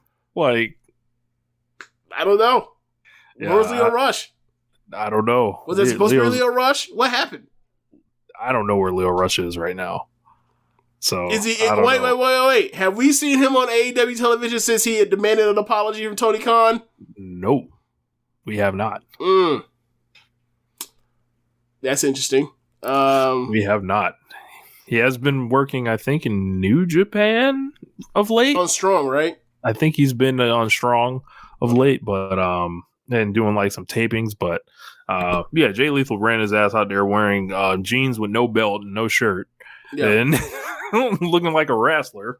Saves him, and I was like, "Why is Jay Lethal here?" Well, it's good to see Jay Lethal. I haven't seen him in months, so So Jericho is backstage. And he says it's an honor that the Inner Circle got named Faction of the Year. So PWI awards, AEW fucking cleaned up. Lots of them. Too many awards to name, quite frankly. Why would Inner Circle win Faction of the Year? I have no fucking idea. Why wouldn't it be the Elite? That's what I'm getting at. This is cap. Do you know who won Faction of the Year for the Stardom Awards last year? Yes. It was somebody that shouldn't have been. What faction least deserves to win Faction of the Year? Oedo Tai. Oedo Tai won the fucking Faction of the Year. Yeah, when I saw that, I was this some similar shit where it's everybody has to get something. So they gave Jericho his little plaque. Man, yeah, Britt had 3 of them. I guess they didn't want to give Kenny more than a Wrestler of the Year one. Okay, he'll settle for that. The Bucks, most improved. Tag Team of the Year, you'd be good with that. We don't want to give you any more, But he said since day one, they promised to dominate the country and the company. I bet you do want to dominate the country, Jericho. God damn it, I don't even know what to do with that. He said Sammy Guevara's going to win tonight. Eddie Kingston appeared and said he doesn't care about that, and he's bothered about his injured knee. Eddie says the reason that Santana and Ortiz ain't been champions is because of Jericho. Tells them that their family, the rest of the group walks away and kind of tells Jericho they don't want no parts of this. Jericho said he's going to be ringside tonight. 2.0 gets involved, he'll fight him. And if Eddie gets involved, he'll fight Eddie too. Like, Eddie Kingston is so unreasonable in this whole situation. Like, he comes off as not, like, he comes off just like the script told me I have to be an asshole, so I'm going to be an asshole. It's like, okay, man, whatever. I think everything that the dynamic of Eddie and Jericho is so appealing. Just from go ahead. No, go ahead. I was gonna say it is so appealing just from like, I know they're two great talkers. They come from like completely different backgrounds in real life, and then like you start thinking about like their wrestling trajectories and what led them here. It's just a total opposites attract type thing that makes all the sense in the world. And it's like, of course these people would hate each other. I mean, yeah, but can I get like a reason for an inciting incident? Like, you just like, oh, I want to fight Dan Garcia no matter what. Like you're really just caught up on a fucking mid-carder guy? Like, what are you or a bottom of the mid-card guy? What are you doing? Nah, the whole thing is about Santana and Ortiz, and then Jericho making the save late. No. Because the whole thing is like this whole overall leading all of it together, tying in together. Like, they both got dragged into this because like 2.0 and Garcia are assholes, right? So he was already feuding with they were already feuding with Kingston, and then backstage, you know, they got involved with Jericho and they decided to beat up Jericho after Jericho insulted Matt for having a square head or whatever else. So then like Jericho is like trying to fight these dudes, and like Kingston's like, back off. I only want to beat them up. It's like, look, they ain't got no reason to like each other. None. No one has any reason to like each other, Rich. But it still happens. It's pro wrestling. Babyfaces get along in this company. Like, so you have that part, and then like it's the with Santana and Ortiz is like, Jericho is holding you back, even though we've literally seen no evidence of such a thing. It's just him talking shit. I feel like this is a internet sentiment that has happened because people want Proud and Powerful to like really like take off, like, and they've wanted them to take off, and they've kind of adopted this. Sure, but still, that has nothing to do with Jericho saying, "Nah, not yet." You know what I'm saying? Like, it's just weird. So it's like, for me, it's like, he's irrationally mad about everything, and he's like coming off as a jerk. And like, obviously, it doesn't matter. He's talking himself out of being a jerk. He can just say, "Well, had a bad day. It happens. Everyone has a bad day." I mean, I don't want to say he's not. I don't want to say he's doing the Kyrie Irving thing. Be my point. Like, he talked himself out of this situation, but like, Jericho's kind of like, yeah, like, I want to beat up the same people you want to beat up, and he's like, no, only I can beat them up. And then like it's irrationally mad because like, you stole my chance to beat up Dan Garcia this week because you pulled out a baseball bat, and they're like in face to face. I'm like, are you gonna fight yet or not? Someone throw a punch already, because this is dumb. I think you both, not Jericho less so, but like, I feel like they're just like, y'all just want to do it, just fucking fight already. Like, what are we doing? Well, you see, James, all this over Daniel Garcia? Look, Daniel Garcia got you out like this? Yes. Like, you see, Beach Break is not until a couple weeks from now. So great. They're trying to, you know, this shit gotta last. You know, heat this shit up. You know, but I really like the feud. So, yeah. So MJF like then stormed out again and congratulated CM Punk, and he did a whole like spoof, and I knew where he was going immediately. He said, "You want the match next week? It'll be CM Punk versus Shawn Spears." Everyone else did, because he did the same thing with Wardlow. Yep. Then Cole and the Bucks and Red Dragon and Britt were backstage. Basically, you know, talking into the camera. They did the challenge for the mixed tag. Adam Page then came out. Nice to see him. He says over the past 2 months, he spent 90 minutes in the ring against one of the best in the world. He's poured sweat and bled for all the titles. And, you know, however, Page said 90 minutes wasn't enough. He needs a new challenger. Then Dan Lambert came out, and Page said, "Oh, God, shoot me." And he didn't come here to hear from a walking Facebook profile like Lambert. Lambert goes on about all the great cowboys in wrestling, which I fucking died laughing. I love this. He talking about Cowboy Bill Watts and Blackjack Mulligan. He was like, "You're not a real cowboy," and he said he respects. He said the matches that Page and Danielson are some of the best he's ever seen. He respects him for not taking the Cody Rhodes path with the backstage politics. He said that he's earned everything, and the only thing you haven't earned is this persona you're using as your gimmick. He said the guy in the Village people can say he's a cowboy. Doesn't make it true. Right, Stop disrespecting the real legacies of Blackjack Mulligan and Cowboy Bill Watts. And this led to an entire like 2 hours of us sending different It was more than that. It was like half a day. Yeah, it was like half a day. We were sending all like wrestling cowboys and like people wearing cowboy hats like wrestlers and just trying to find the real cowboys. So this is one for me while I'm watching it, and I enjoy it because I think it's funny, right? But I'm at the same time, I'm like, you're upset that he uses a cowboy gimmick because like these other guys that are real cowboys also like had the cowboy gimmick. Who gives a flying fuck? I don't care. Like, can the next challenger come out, please? Can it be Scorpio? Like I think same thing that Paige said, like. If Scorpio or Page or Ethan wants something, they can get this too. Like, I don't really want to go back and forth with you because who gives a fuck? You want to defend the honor of some pedophiles? Fuck off. Like, I'm just over this shit. Like, I was already, like, the matches weren't matching like I wanted them to match. So, like, I was at this point where it's like, all right, man, either these promos got to be real good or, like, I ain't got the time for it. Like, luckily I had Pac at the end of the show. Or whatever, but I was kind of just like, I'm kind of, at this point I was kind of getting it to it. Like, we're getting to the point where I was like fully checked out or about to check out. So you continue with whatever you want to say with Lambert and Archer coming out. I'm sorry.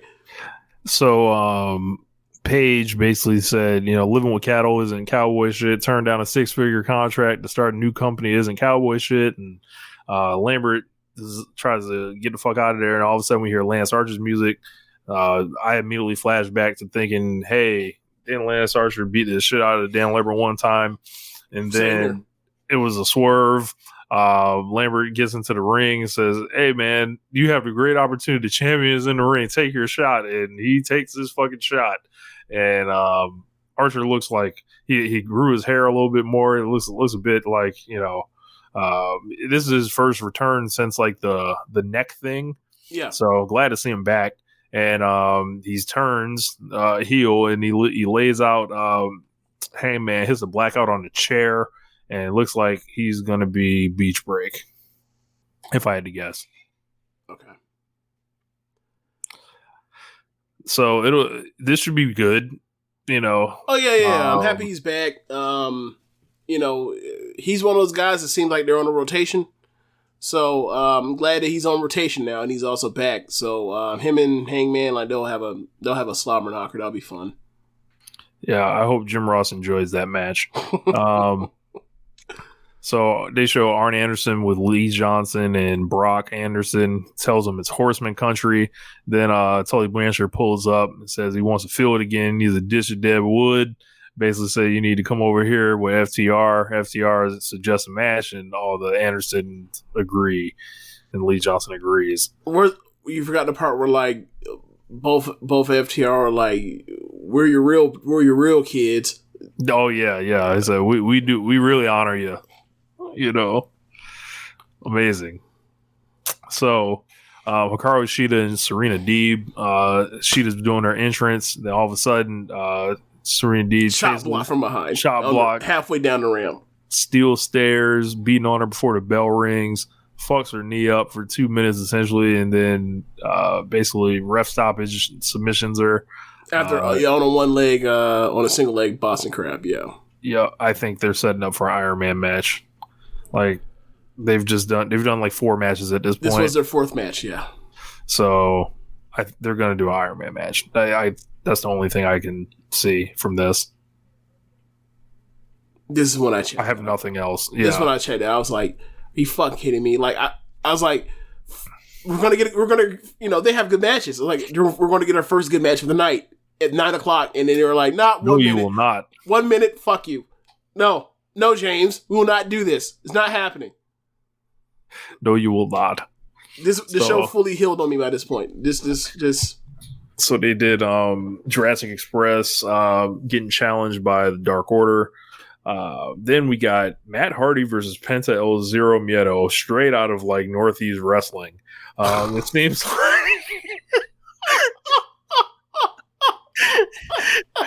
he would do some random ass shit like this.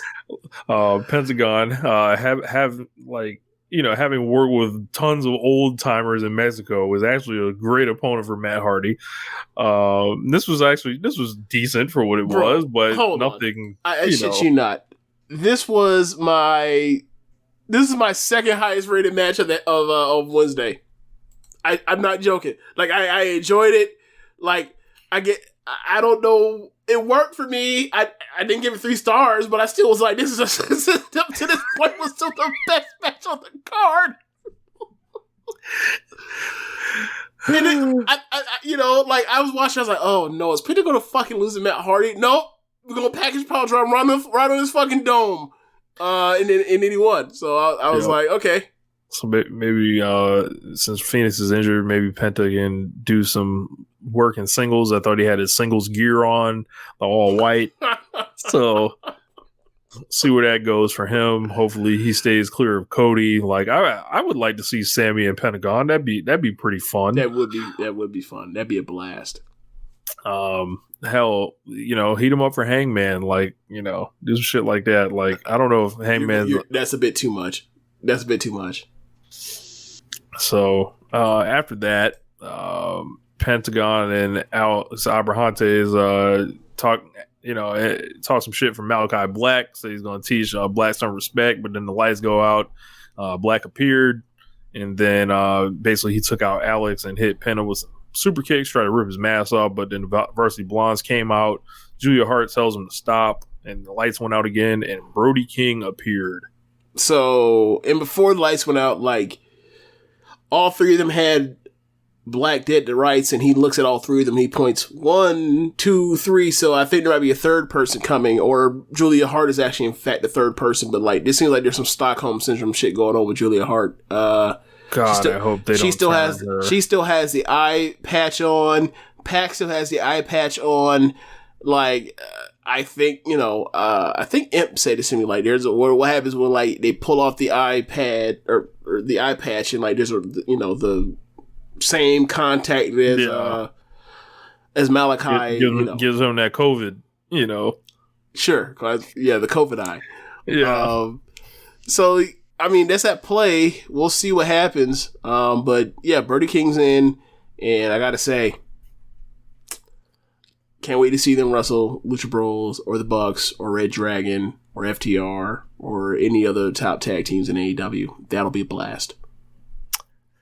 Yeah, Brody King's a big guy, very athletic. If you guys haven't seen him, he's one of the hardest choppers in wrestling, so that'll be fun. Wait till the moonsaults start popping off. Like, that's gonna be fun too. So after that, we had Statlander backstage with Layla Hirsch and Red Velvet. And Layla and Statlander. My God, can we get another take, ladies? Can y'all do that one more time for us? I guess not. Like, we're live, pal. Yeah.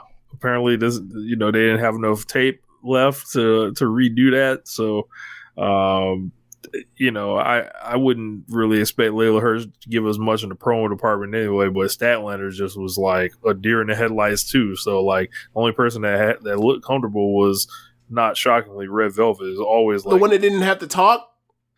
No, she talked at the end. Or let me phrase it: didn't have to deliver lines for her. Like, she was just in there to play peacekeeper between the two. Like, hey, can y'all not fuck this up so we can hit this match so we can get on TV this week? So after that, we got the Acclaimed in Bear Country. Man, the hits just keep on coming for this show. Man, what did I give this shit? 2 flat stars. Do we need to discuss that match? Like, Castor beat Bear Bronson with the mic drop. With the mic, or the is that the name of his top rope elbow drop? Yeah. Okay. Yeah. So Claim get the W.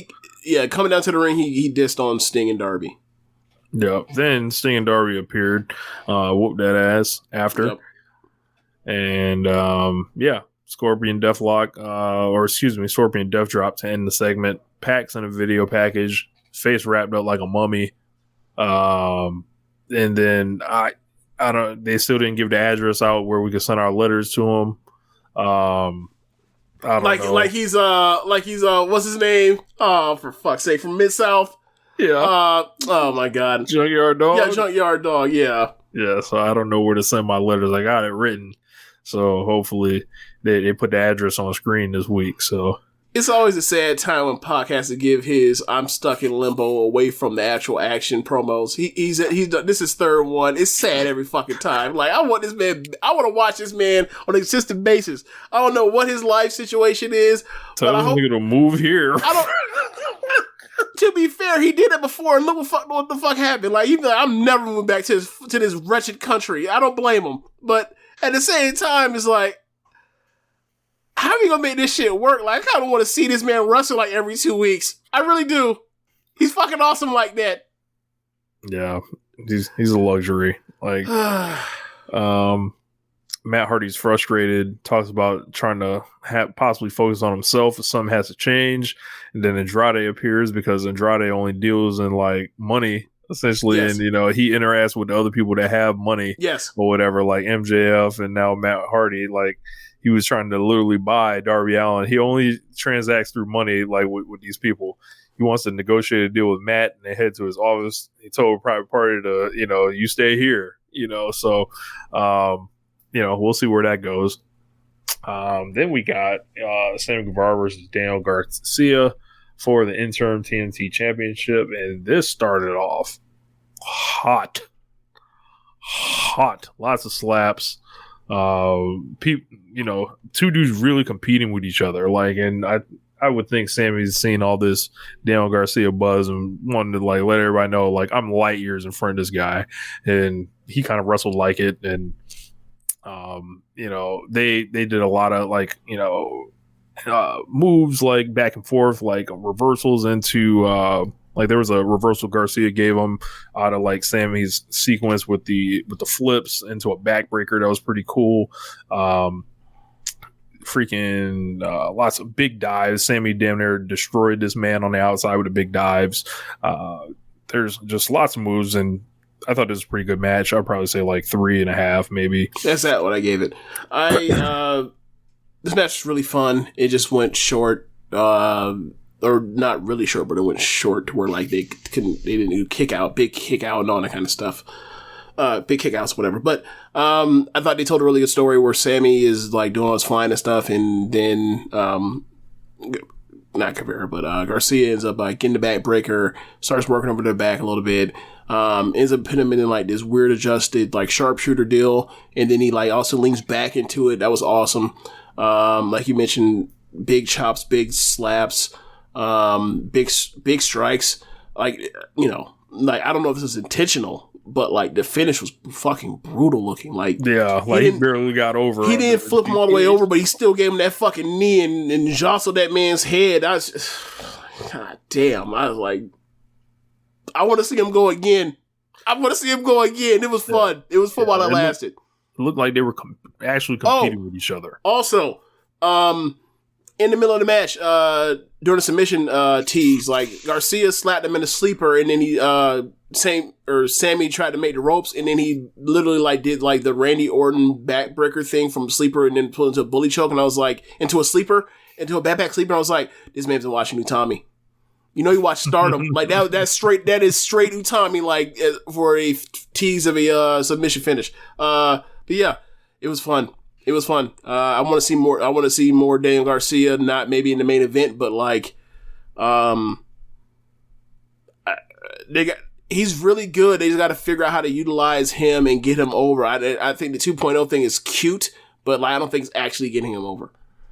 I think people are getting used to seeing him and they know who he is now. So, I mean, has most of the battle, but like, as far as like, I saw some stat he ain't Sammy Guevara, he ain't Darby, he ain't I think people need MJF, to he ain't stop Jungle acting Boy. like that too. Like Say again? I think there's a little bit of overhype on him, but also he's had more main events than anyone the last 6 months. I want to say between I think Dynamite and All the Rampage. fucking 2.0 and Rampage shit, yeah. Yeah, like so, like he's got a really big like push. Yeah, they put him out there. I just don't think. How do I say this? If they pulled the plug, people don't want to be asking what happened to him a month from now. It'll just be like, oh, okay, he's kind of selling to the next position. Like they put him up, they give him a lot of opportunities. He's made the most of them, but I don't think he's actually over in that way. Like I don't think he's a fifth or sixth or seventh pillar. Like Dante Martin's still way ahead of him. Yeah, they have this thing called the Pillars and then the Killers or whatever. I don't know if you've caught up on this. Imp told me about it, and he didn't. Okay, so who are the Killers?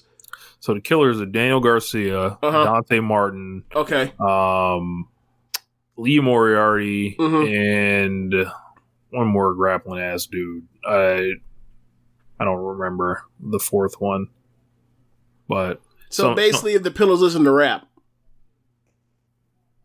Yeah.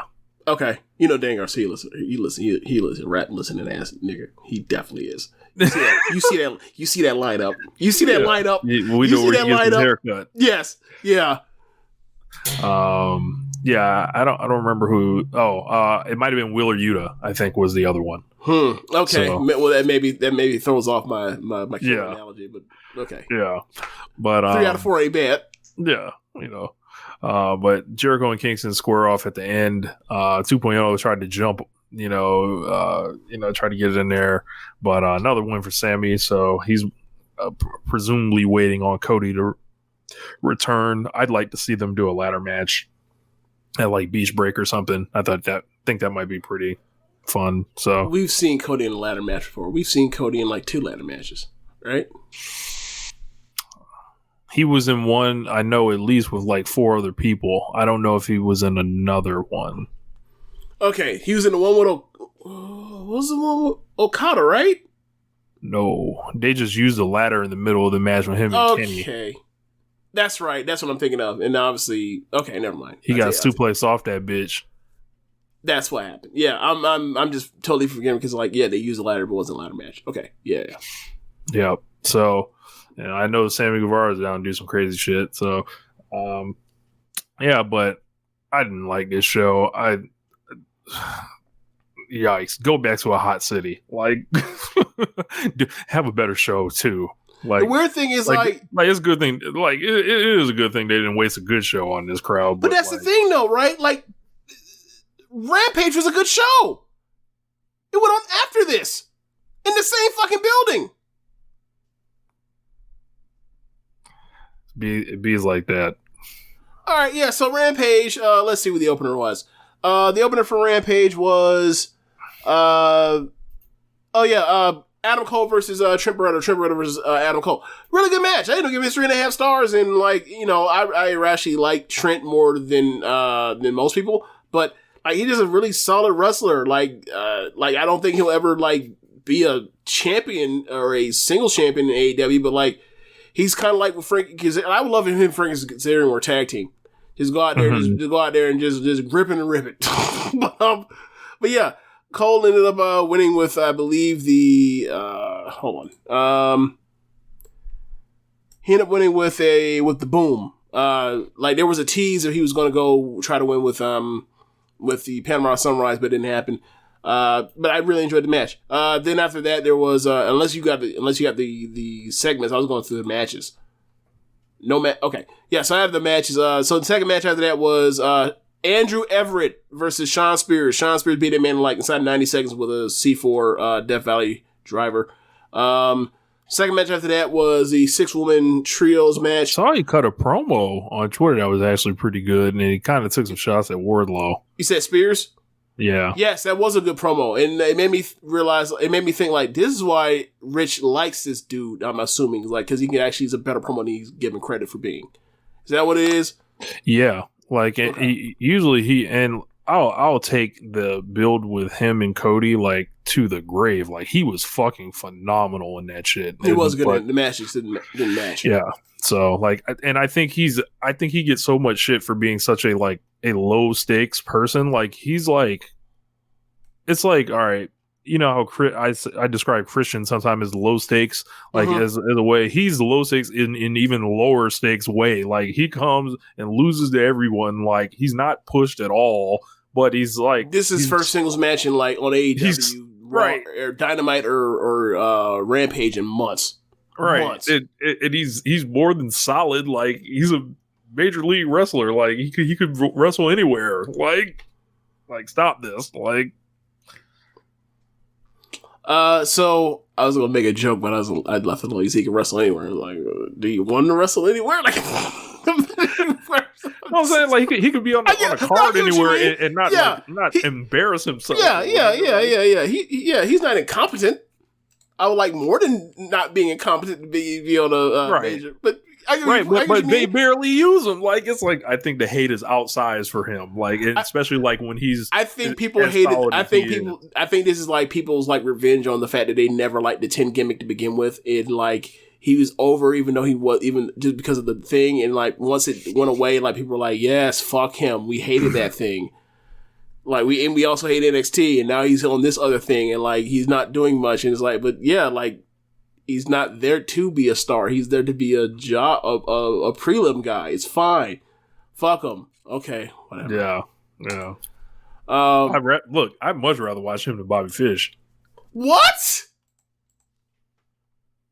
For sure. Do I need to pull up a cage match guide? Do I need to do that?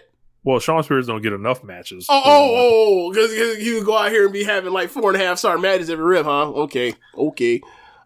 Like, if you like him over the promo, sure. As far as in the ring, hell no. Yeah, so next match after that was the women's trios match. Statlander, Red Velvet, Layla Hirsch versus Nyla, Penelope, and the Bunny. This match was decent. This match is a match you look on paper, it's like, it's 6 people, so it shouldn't be bad, but it could be bad. They moved through their stuff pretty fast. Ultimately, at the end, you end up getting this whole overrun story continuing between Layla and Stat, where Layla's mad at Stat for some reason, and Stat's trying to, she's mad too, but she ultimately is trying to be above it. She gets in the ring at first, and Layla blind tags in immediately, tells her to get out the ring. At multiple times out of the match, like Layla did not want to tag in Statlander. Statlander gets in the match with the advantage to possibly go win it. Then Layla blind tags herself in again. They start arguing by the ropes. And Statlander is by the ropes facing towards center of the ring. Layla is closer towards center of the ring facing out. And the Bunny shoves Layla into Stat. Stat goes out the ring, and then Penelope just immediately covers and gets not Penelope, but the Bunny is immediately covering and gets the win.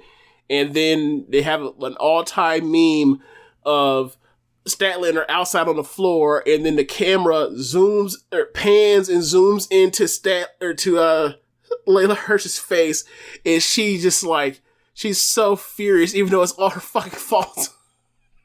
But she had no one to blame, but she's not gonna blame herself. It was great. Then the main event was Jungle Boy and Luchasaurus defending the AEW World Tag Title against John Silver and Alex Reynolds. This was a blast of a match. The match could have been cleaner because there were some things that were kind of, I don't want to say sloppy, but like not the sharpest between these four that you've seen from them. But like the stuff they were doing was so kind of hard that you kind of like let it slide because it was a high level of difficulty. But they were fun. I was kind of waiting for the Luchasaurus and John Silver matchup. I got it. It wasn't as much as I wanted it, but like it was fun at the same time. There was multiple spots where they killed Jungle Boy like 4 different times. And one seems to get a pin. They got the big near fall at the end. Ultimately, you end up getting a double team like alley-oop move from Luchasaurus and Jungle Boy for like an alley-oop cutter, and then Jungle Boy ends up pulling the the Ray Phoenix scene, hits the ropes and takes out John Silver out on the floor and Luchasaurus into the pinning Reynolds. Really good match. I ended up giving it 3 3/4. I can see people giving it a 4. Yeah, man. I guess there's only one thing left to do, James. What's that? Gotta hit the music.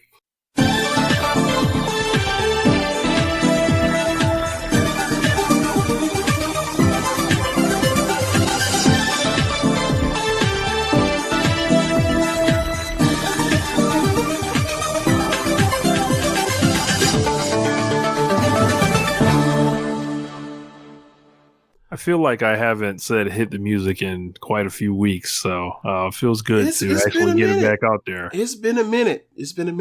So, I don't think we've covered anything from 2022. So they had a show on 1-3 that was at the same night as their award show. It was 4 matches. Ultimately, it was the main thing about it was showcasing the masked goons that were a part of Gulia's new additions to Donna Del Mondo. The 2 additions into being Thekla, formerly of Ice Ribbon, and also Mirai. I forgot what her full name used to be in Tokyo Joshi Pro, but she's former Tokyo Joshi Pro. She was like groomed as a super rookie.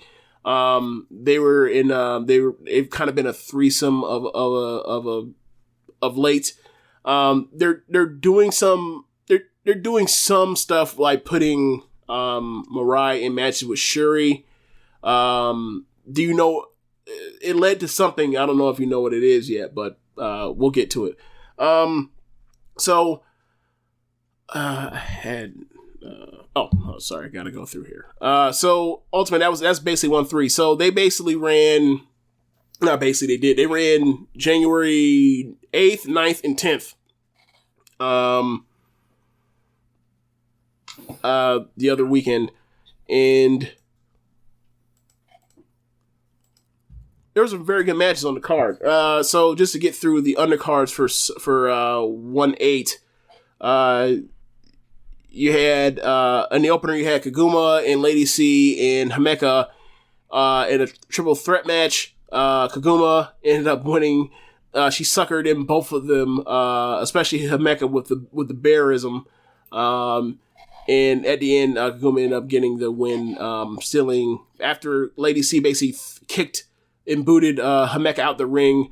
Kaguma quickly capitalized and hit her with her bridging schoolboy pin. Next after that, you end up getting Mayu, Inazuki, and Handen versus Saki, Fukigen, Death, and Rina.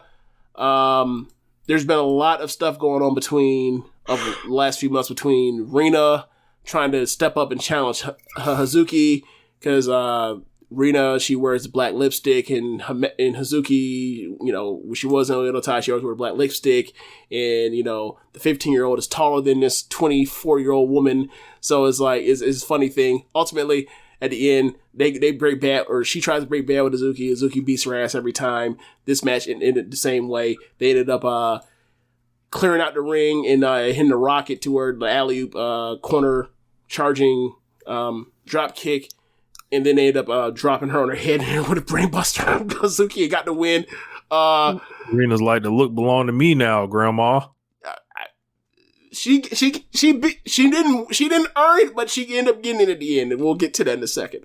So you end up getting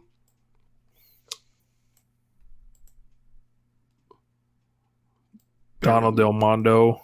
I'm still going through that 1-8 card. Sorry. I got it right here. Where am I? I'm completely lost. Oh yeah, you end up getting Donald Del Mondo, Julian Thekla versus Starlight Kid and Raka. This match is better than it had any right to be. I like Thekla. I think that any of the matches I suggested you watch, was she in any of those? Yes, I watched the main event of the 10th show. That's right.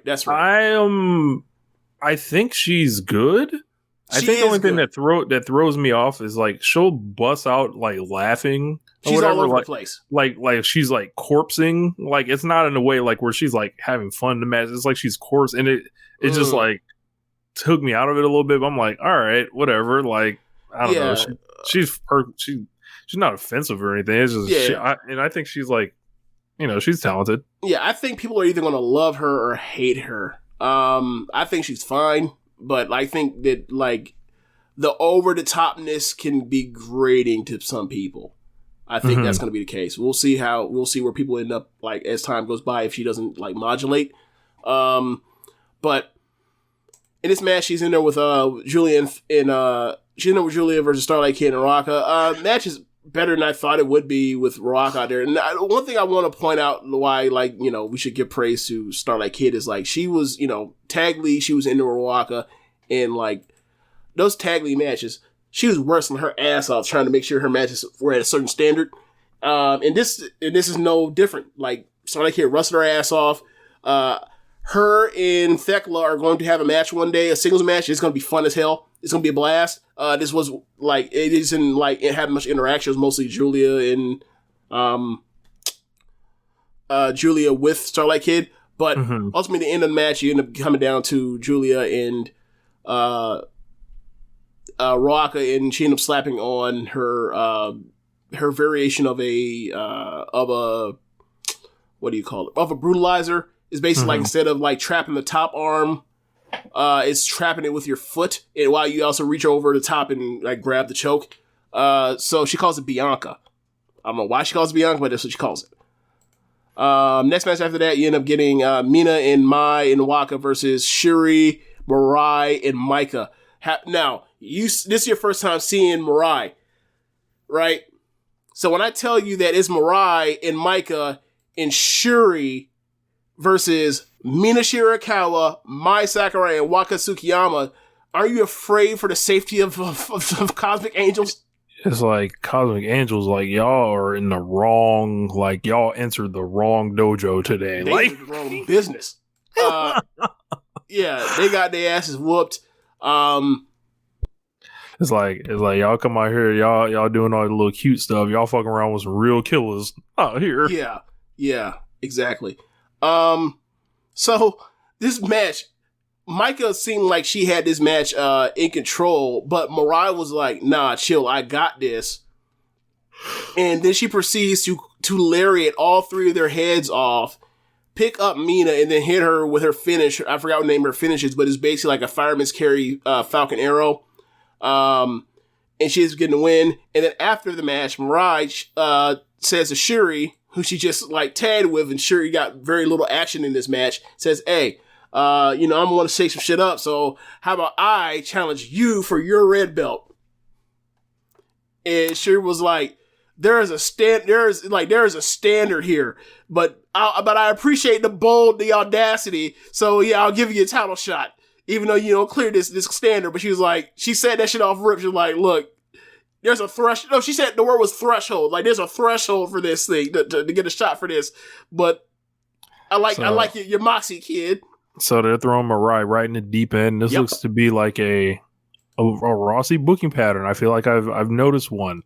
So like when Hazuki came back, we're gonna throw you right in there, beat you, and then cycle you back down, and then bring you along the way. And I think this is a similar situation. Yes, but when you lose, you also get respect of the crowd because they know you can go. Now, as far as Mariah, I don't know how she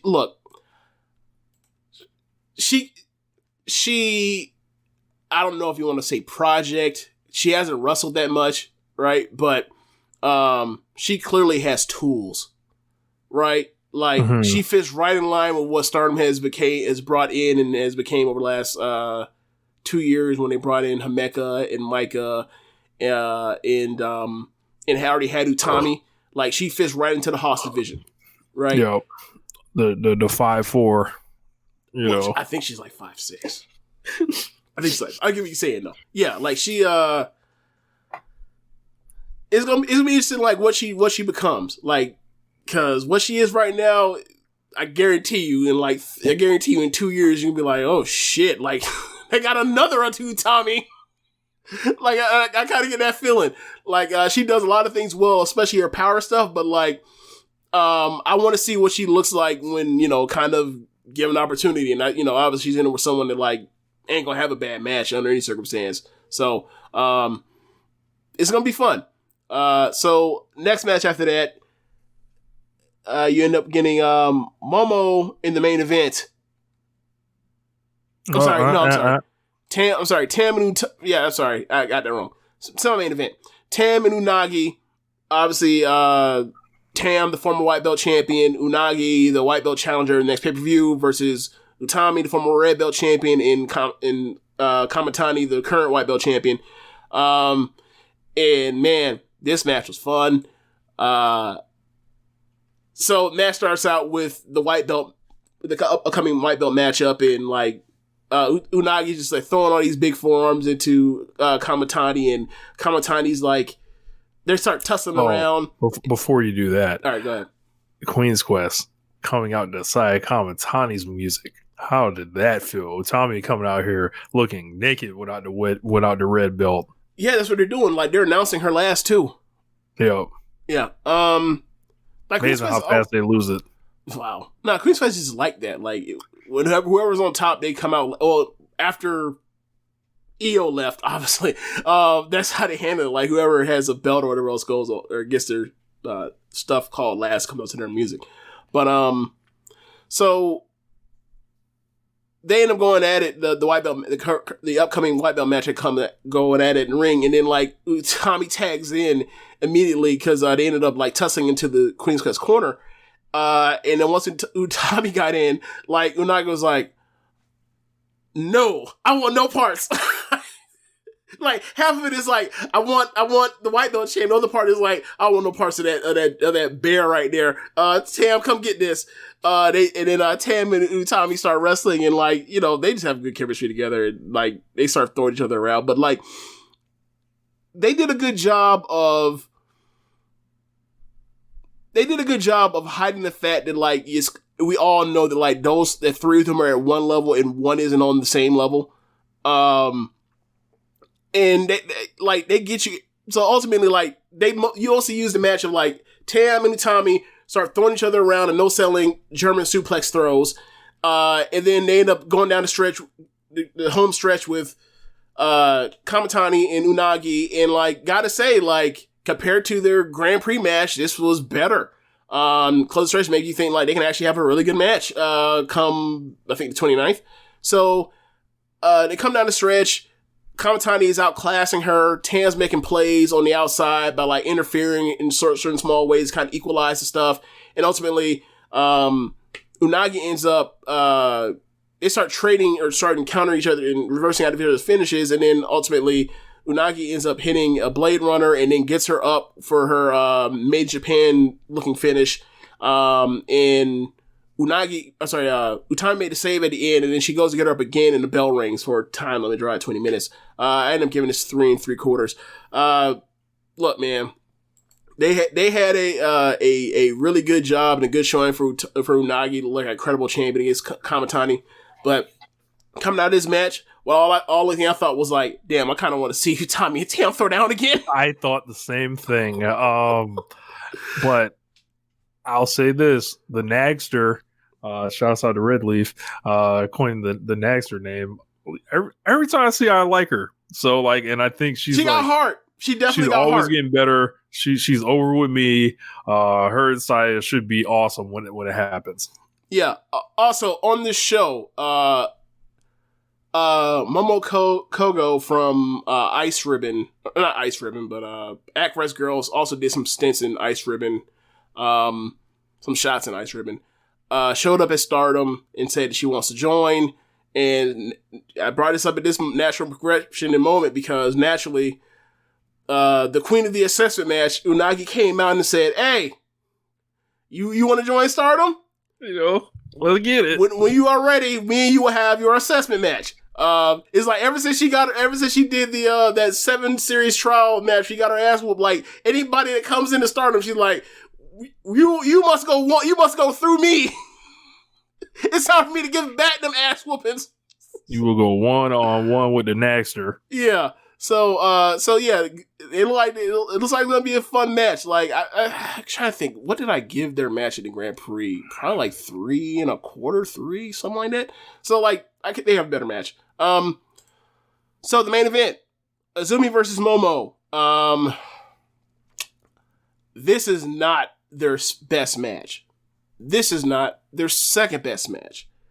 This is still a 3 3/4 star match, but you're holding on the expectation that like these are two of the best wrestlers in the world, and they're having a grudge match. So you wonder what this could be.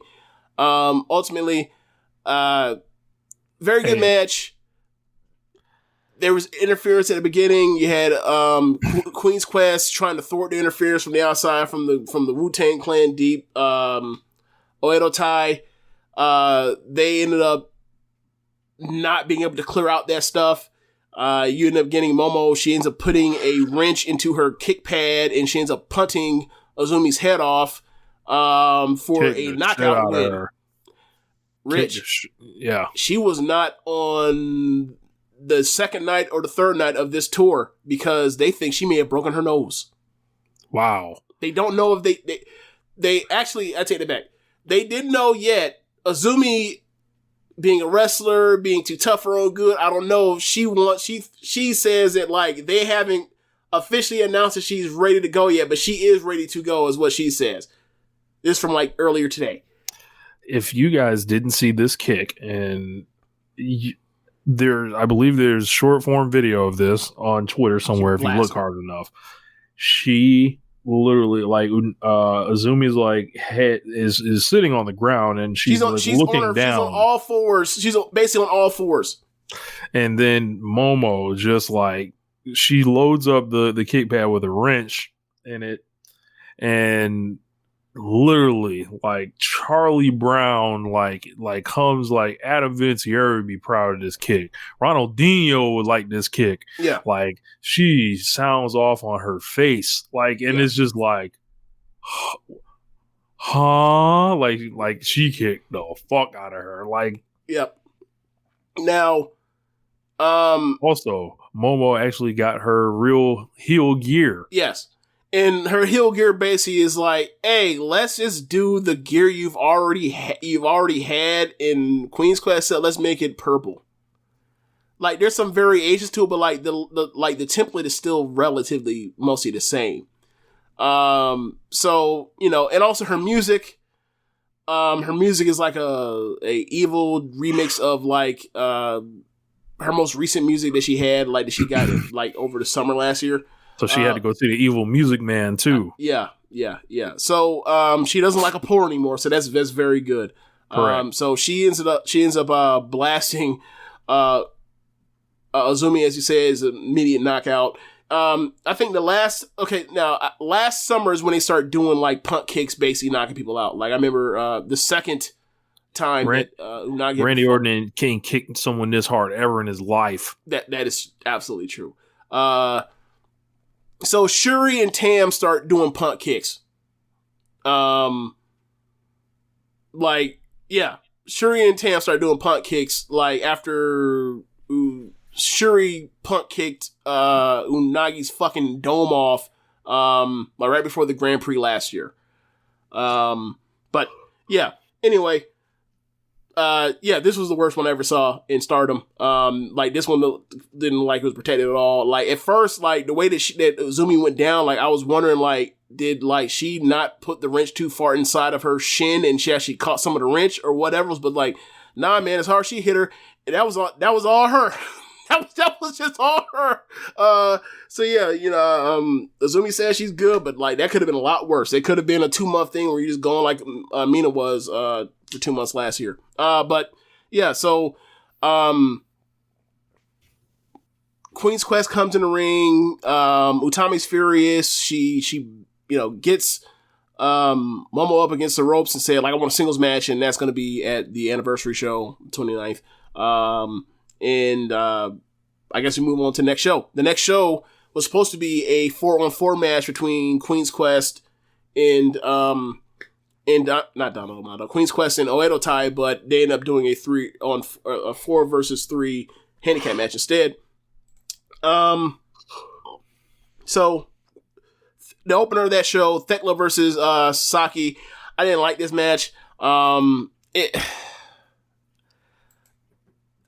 It just didn't work for me. I ended up giving this like 2 stars. I'm sorry, 2.25. Next match after that was Mayu and Thekla ended up winning with I believe she won with a European clutch. So next match after that, Yunigan, Mayu and Hanan versus Unagi and Waka. Waka. Unagi fought her heart out against Mayu, which is saying something because I remember their singles match in that trial series and Mayu beat the shit out of her. So she was out here, she had to be the middle child, had to be the bigger sis for Waka at this time. And she stood her ground against Mayu pretty well. Ultimately, it came down to Hanan versus Waka. And Hanan ended up winning with a Hanan special. It's basically like almost like a fall away slam bridge pin. So after that, Hanan kind of gave Waka the get better and come after the future belt. Third match, Tam and Mina and Mai versus like we mentioned, Micah versus Micah Himeka and Mirai, and they just send Tam up to say, you gotta carry. You just gotta carry. Like, they've been putting her in there with all these out of the Mondo motherfuckers, and you just gotta carry. Like, no, we're not gonna give you Unagi and Mina. You always gonna get stuck with either Mai or Waka, but you just gotta carry. Man, she tried to carry. That shit not work. It wasn't no doing. They kept bullying Tam out the ring and kept keeping her from getting in the ring. Ultimately, I think Mariah ended up getting the win on this one.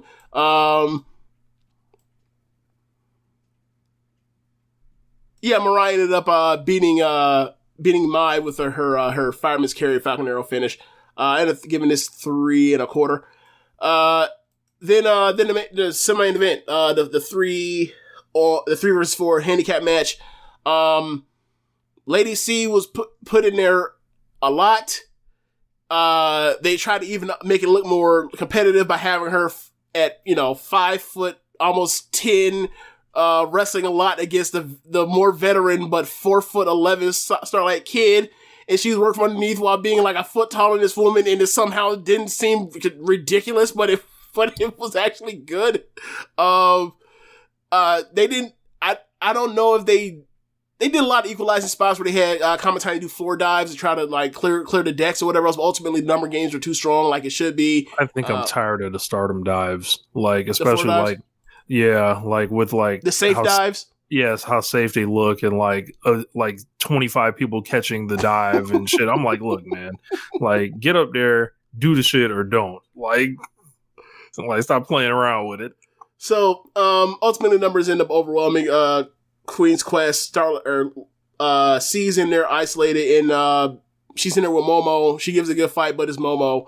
Momo ends up being there with a reverse B driver. So I guess a reverse B driver would be like a what do you call it? A double hooked up tombstone. I don't even know what to call it. But yeah, the main event time: Shuri and Julia versus. I missed this one. I didn't see this one on there. Oh, it's the guys. Oh man, this is the best match of all the ones I gave to you. Shuri and Julia defending the tag titles against Suzuki and Kaguma, the tag league winner. Man, this match is a blast. Closing stretch has been going down to Julia and Hazuki, and Julia basically has Hazuki being 3 different times, and she escapes or gets saved by Kaguma.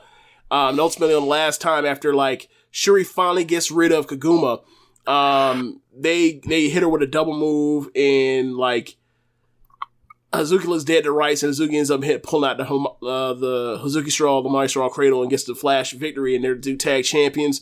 And they start breaking down crying, and it's one of the better stories from 2021 going into this year, where they weren't even in the company. They show back up.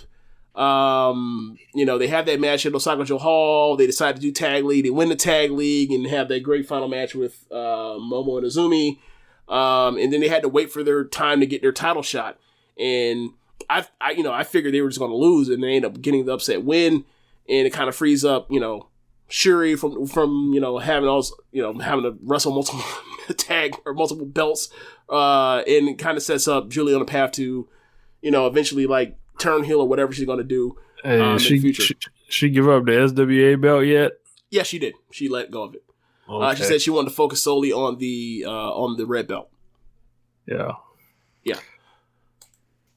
So then we end up going to 10-1.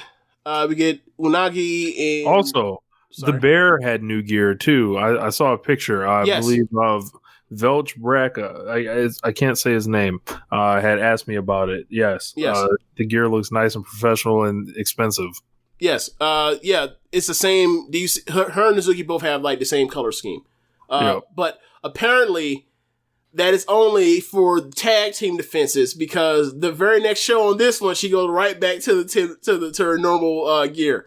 So she got to use that for special occasions. Yeah. Apparently. Yeah. So come on, Kuma. Listen. We trying to help you out. We trying to get you nominated next year. We can't get you nominated if you don't win a plot shit. So the opener of 10-1 is 110 is Unagi and Mai versus Saki and Def, and like, bro, this is one of the funniest fucking matches I've seen in like a long time. Like, Def's on one, bro. Like the best, bro.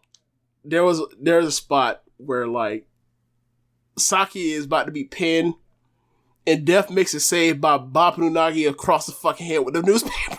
Fucking howl, bitch. I fucking howl. Like, bro, because it's not that she just hit her. It's that the noise of the paper hitting her head was so loud. Yeah. I just couldn't stop. And then she does a bunch of other stuff like Def, like, you will love this match. You need to go back and watch it. I know you will love this match. Go back and watch the opener of 10-1. Or 110. I keep saying 10-1. Yeah. Ultimately, end up getting Mai and Saki smoking Yano. Oh yeah, not even close. So you end up getting Saki and Mai in there the last second, and Unagi looks like she helped out enough, and is about to help Mai get a win, but not so fast. Saki ends up hitting her flash crucifix pin and ended up getting Mai out of there. So then you end up getting a singles match between Hazuki and Rina. Now this match was like changed to a singles match because of what happened with Azumi being taken off the card. They had to rejigger some things. But ultimately, Hazuki just whoops her ass and ends up getting hitting her with, actually didn't even hit her with it. She beat her with a brutalizer. She made her tap out to the brutalizer, much like Pac. So Pac the wrestler, not Tupac. Just had to clarify because like she also used to do the Red Arrow too, so it's like like you see where she gets some of the influence from. But hit them up. Yeah. Hey, you did you watch Euphoria? Not season 2, no. Okay, I'll just shut up then. Okay, so next match, Utami and Kamatani and Lady C versus Starlight Kid, Momo, and Ruaka. This is basically the same match they had before, except there's no, from the day before, except there is no Rina, there is no number advantage, and Queen's Quest ends up shining. This time you end up getting Unagi in there. I'm sorry, not Unagi, but Utami in there in the closing stretch with Ruaka. And bro, like, Utami for the finish hits her with the deadlift German. The shit was so fucking impressive. Tommy is just like, she's strong as fuck. She's you're the biggest woman on the roster. Whatever. Deadlift, drop you on the back of your neck and pin you. I was like, God damn, you're strong.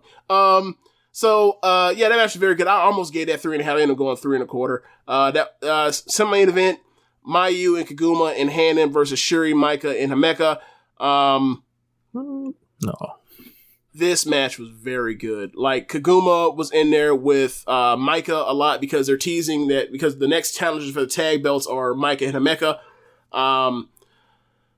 So Kakuma's she already got Himeka earlier in the weekend with the Bearism. She's trying to get Micah to get onto the Bearism, and like Micah's trying to go with it, and she stops like, no, I'm never doing it. I'm not going to do it. And Himeka and Shuri are both on the corner, in their corner, like they're trying to convince Micah to do it. Micah's like, no, I ain't gonna do that. I ain't going out like that. It's almost like you almost convinced the Undertaker to start dancing at the last second, like, nah, I ain't doing that shit. I'm the Undertaker. What's wrong with you? But they have good exchanges. Shuri and Mayu always have good exchanges. Like, you can tell they love like having, their segment of the tag match with each other. So that was really good. Ultimately at the end, you end up getting Hannon isolated, and Micah ends up finishing her with her finish. I think it's called an Inka Otoshi. Basically, it's like get you in almost like a power slam position, and then I roll you like basically off your shoulder, and it turns to like a rolling body slam almost. Then the main event, Tam, Mina, and Waka versus Julie Mirai and Thekla. That was pretty good. Yeah. So because of the SWA belt being vacated, the two people that come to the forefront are Mina, who is bilingual, speaks English, pretty decent English, and Thekla, who is Austrian, so I'm assuming that means she natively speaks German, and then also speaks English and Japanese. So they start off the match, both of them, and they're both hilarious. Like, yes. Like she's saying, "You're toxic spot." Well, like one. So Thekla speaks English very well, and she speaks Japanese, seemingly, from what I can tell, pretty damn well too. So she is speaking to Mina in Japanese, and then Mina is responding back in English. So basically, the conversation is like, they say that, Mina's saying like, they say that you're the poisonous spider. Well, I am the sexy spider. And then they basically like do the dancing and the whatever else you want to call it. I'm not, whatever. It was a hoot. The gyrating, the jigging. Sure, the jig. No, the jiggling. Oh my God. Yeah, there was that too. So after all of that, they start wrestling, and they fit well together. Like because Mina has a little. She seemingly has like a high speed package that but she's not a high speed wrestler. And Thekla seems like she could do high speed eventually or someday in Stardom. So like they fit well together. Obviously you have Julia and you have Tam there. They fit together like peanut butter and jelly. And then you have Waka in there with Mirai, and a lot of it is like Waka trying to stand up to Mirai, Waka trying to stand up to Julia. Tam and Mina are trying to help out Waka whenever she's caught in isolation in the ring. Ultimately, it doesn't work. They end up beating Waka ass, of course. I think, Thekla ends up beating Waka with basically like a double underhook Blade Runner. I think she calls it like some type of poisonous spider death drop, I think. Something like that. But it's basically double underhook. This felt like the Thekla showcase. Yeah. So, after the match, Tam gets on the mic and says, like, Julia, just something about you. Like, then we get in the ring, we touch, like, our fucking blood boils. Like, I want another singles match. And Julia's she like... wants to feel it. You stupid. So Julia's like, another singles match? Wouldn't that be boring? How about we make it interesting? Now, keep in mind, like, this plays off of what she said before she suggested doing the hair match last year, right? So Tam's like, what, you want to do the hair match? He grabs her hair and puts it out in front, and then like Julia's like, no, my hair just grew back. I'm not doing that again. She said, like, we'll come up with something. How about they both basically say that like they're fighting for, they both want to fight for the right to win a belt. Now, obviously, last year the whole thing was about both of them fighting over the white belt, or the last 2 years been about them fighting over the white belt. So they're like, all right, which belt do you want? We'll say it at the same time. Both say at the same time, say red. I'm like, they both at the same time have graduated to red belt status, or red belt title scene status. So, they say they want a match. they're trying to come with a stipulation. Mayu comes out. Mayu earlier in the show. Mayu just fucking rolls in there and just like grabs him. It's like, where the fuck did you come from? Well, here's the thing. During that match, during the semi-main event, when Mayu and Shuri were in that match, Stars versus DDM, and they kept going after the match, like Shuri's making eyes with Mayu. They were basically like basically staring daggers at each other as Mayu's walking away, and I'm like, that's interesting. So she comes out and says, "Fuck it, you want to make anything interesting? Add me. We'll make it a 3-way match, and like we'll have 2 winners, and the 2 winners will get title shots at a later date, and then the person that lost, that didn't win either match, gets nothing. They go the fuck home." So that's what they agreed upon. After that, you then get. So Julia's losing, right? I don't know. Why do you think Julia's losing? Because I don't think they would go into splitting up the faction that fast. I feel like that's going to play out over a lengthier amount of time. Do you think they would split up? Do you think they would need to split up right immediately in the lead up? Or do you think they could split up after one of them loses? They're going to be doing a pretty big show in March, right? So they're doing back-to-back sumo halls on the 26th and 27th. So the 2 winners win this, they're getting their title shots back-to-back nights. Yeah. Huh. I don't think Shuri is coming off the belt. Oh, she's not. She's beat both of them. Or at least she should. Damn. I mean, they could let Mayu lose and then like use Mayu like at a later time. Well, rather than just blowing through it is Sumo Hall, but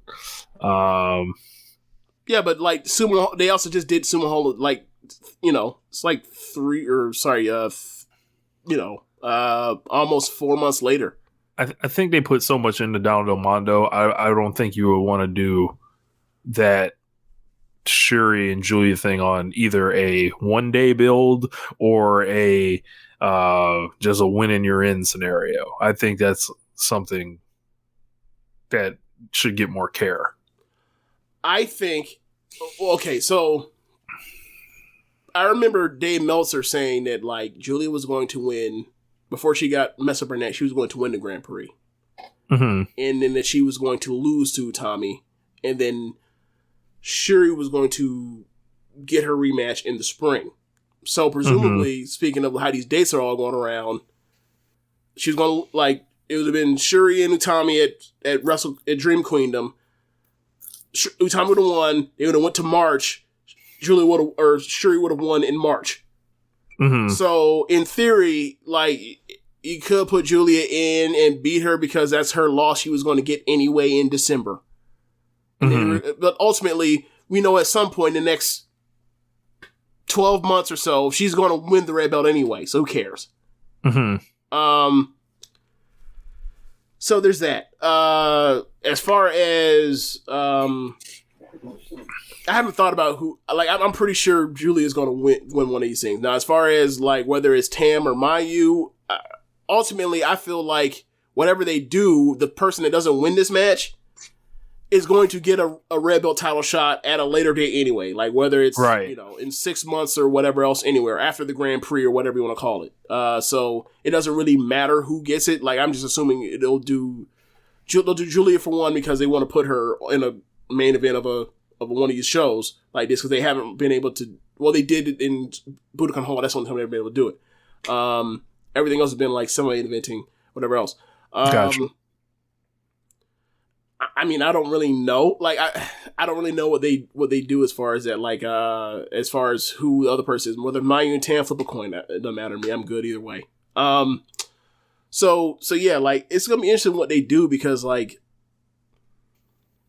they're clearly building these pay-per-views so far, like up to like the big threatening title matches for Shuri are going to be there. Like, I think she's probably going to take on Himeka after she gets done with Mirai. Like, so February pay-per-view will probably be Himeka.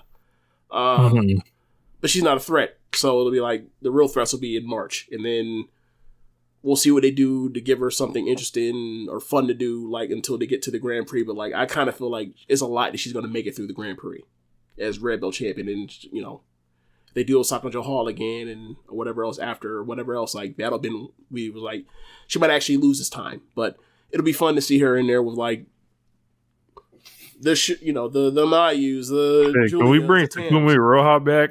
I mean, they went to a draw. That one is kind of old. That one is kind of old. Like, yeah, I wouldn't mind. Hell, let Takumi win the Grand Prix.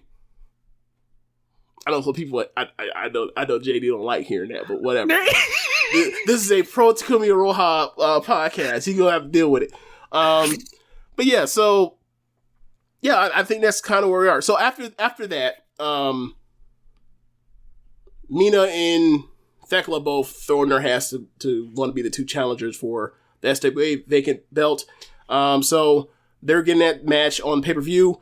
After that, after they exchange words, like, Mina says, like, I want to be the SWA champion so that I can, like, go overseas and wrestle people and train and kind of build the Cosmic Angels International Empire or whatever else. And that's where you got that meme that you saw where, like, she was basically, like, they put her basically in the spot where, like, Triple H was when they were doing, like, the local globalization NXT, except it says it's pink and it says Cosmic Angels everywhere. But yeah, that's kind of where we are. Like, the card's already out. They already did a press conference last week. I haven't watched it yet, but what? Russell Westbrook put Rudy Gobert on a milk carton. Oh my God. You don't know them? Yes. Oh my God. Send it to me. Yeah. So the top of the card is the Rebel match, Mirai and Shuri. The triple threat match for Red Belt title shots between Mayu and Tam and Julia. Third from the top is White Belt match, Unagi and Kamatani.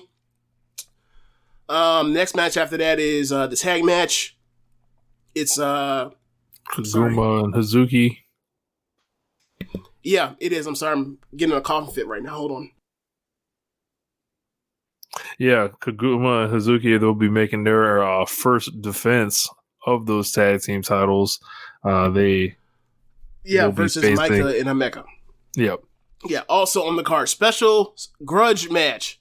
Utami and Momo. That match should be awesome.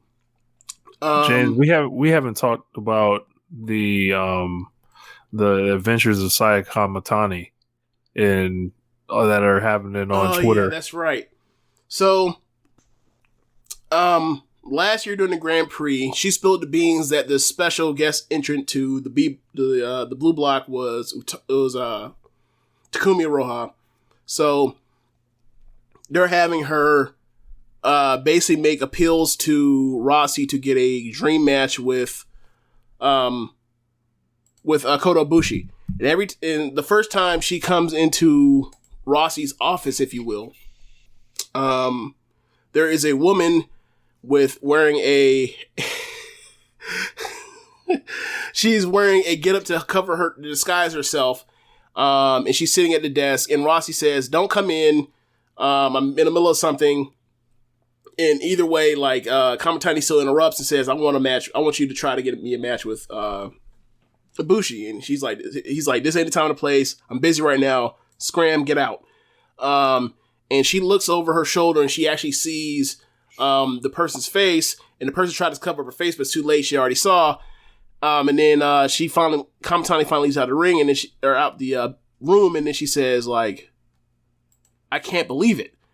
So then there's another video where Rossi's on the phone talking to the person that was in the sitting at the desk, and he is getting interrupted by Kamatani again because she wants to wrestle Kota Ibushi that bad.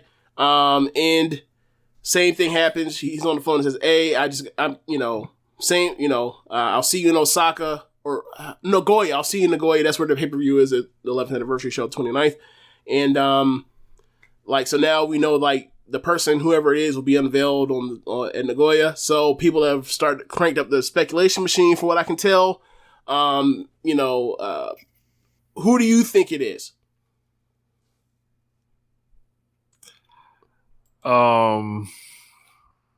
Kyrie. You think it's Kyrie? It could be Kyrie. Was it Fightful that said when her contract is up in February? Mm-hmm. So I wonder. If it's the last day of the month, it could be like tomorrow, and here is then the Japanese time. Because if it's the 29th there, that means that at best it's the 28th here. That's not how that works. That's not how that works. I don't know. I don't know who it is. In that case, I'm not sure then. But then again, if you say it's February, it's it could be like, oh, I was wrong by 3 days. Okay, what you gonna do? What you gonna do? Sue me? Yeah. And also because all this stuff is speculation. Like, it's not like anyone actually. These are people's word of mouth, like about a Japanese person's contract. Like, who the fuck told him, or told any of them? Meltzer or Sean Ross Sapp or anybody? Like, we'll see. A lot of people really want it to be Kyrie. Look, man, I'm not gonna get my hopes up and trick myself and work myself into thinking it's Kyrie until I see the pirate out there. Okay, I'm not gonna do it. I'm not gonna get my hopes up. When it happens, it'll happen. But I don't know who it is. Given there's a lot of free agents and people that are in weird situations and Joshi around. Mm-hmm. The way that they did this, you assume this person is a high level person. So we'll see. But Stardom doesn't really fuck around when it comes to surprises. So we'll see. I'm really trying to not get myself into the trick. I'm really not trying to remember myself against Kyrie. I really don't. But that is the show. Make sure you guys vote on the One Nation Radio Awards. Right. We got the link now in the description, so you can just click right there. You're already listening to the show. Yep. Fill it out, put your email in, and let's run the numbers up. And I don't even mind counting them all. So let's go ahead and we'll when I feel like we have a good amount of votes, and I'll go ahead and lock it down so we can on one of them weeks where it's a little dry, award show. So right. We don't let the calendar dictate to us what we do on One Nation Radio. We still need to do the AEW end of the year review. Oh yeah, that's true. We gotta get that set up. We haven't even. Yeah, we have to. I think I wrote down a couple names, but okay. Yeah. We'll bring that show to you guys eventually, but the sooner the better. Yeah, March. Hey, by the way, yeah. Yeah, so that's it of the show, y'all. Thanks for listening. Be sure to rate us on whatever app you're using to listen to this with. Also go to One Nation Radio. Go to Red Circle and go to our Red Circle donations section. And drop us off with something. Are we still? Hey, if y'all ain't heard teas or no? I was gonna say if y'all ain't heard the FOH draft, shit, go ahead and get that too. Yes. Check out the FOH draft. Link is in the description. I'm also going to like Rich has mentioned. I'm going to put the One Nation Radio 2021 awards into link in the description for you guys to go get. And check out the other shows on the network besides One Nation Radio. You have Keepin It Strong Style. You have the Ricky Clive Wrestling Show. You have Grown Men Watch This Shit. You have the Grave Consequences podcast. You have 8-Bit Suplex. You have All Things Elite. You have Great Match Generator. And you have AEW Match Guide. Thanks for listening, y'all. Later. Peace.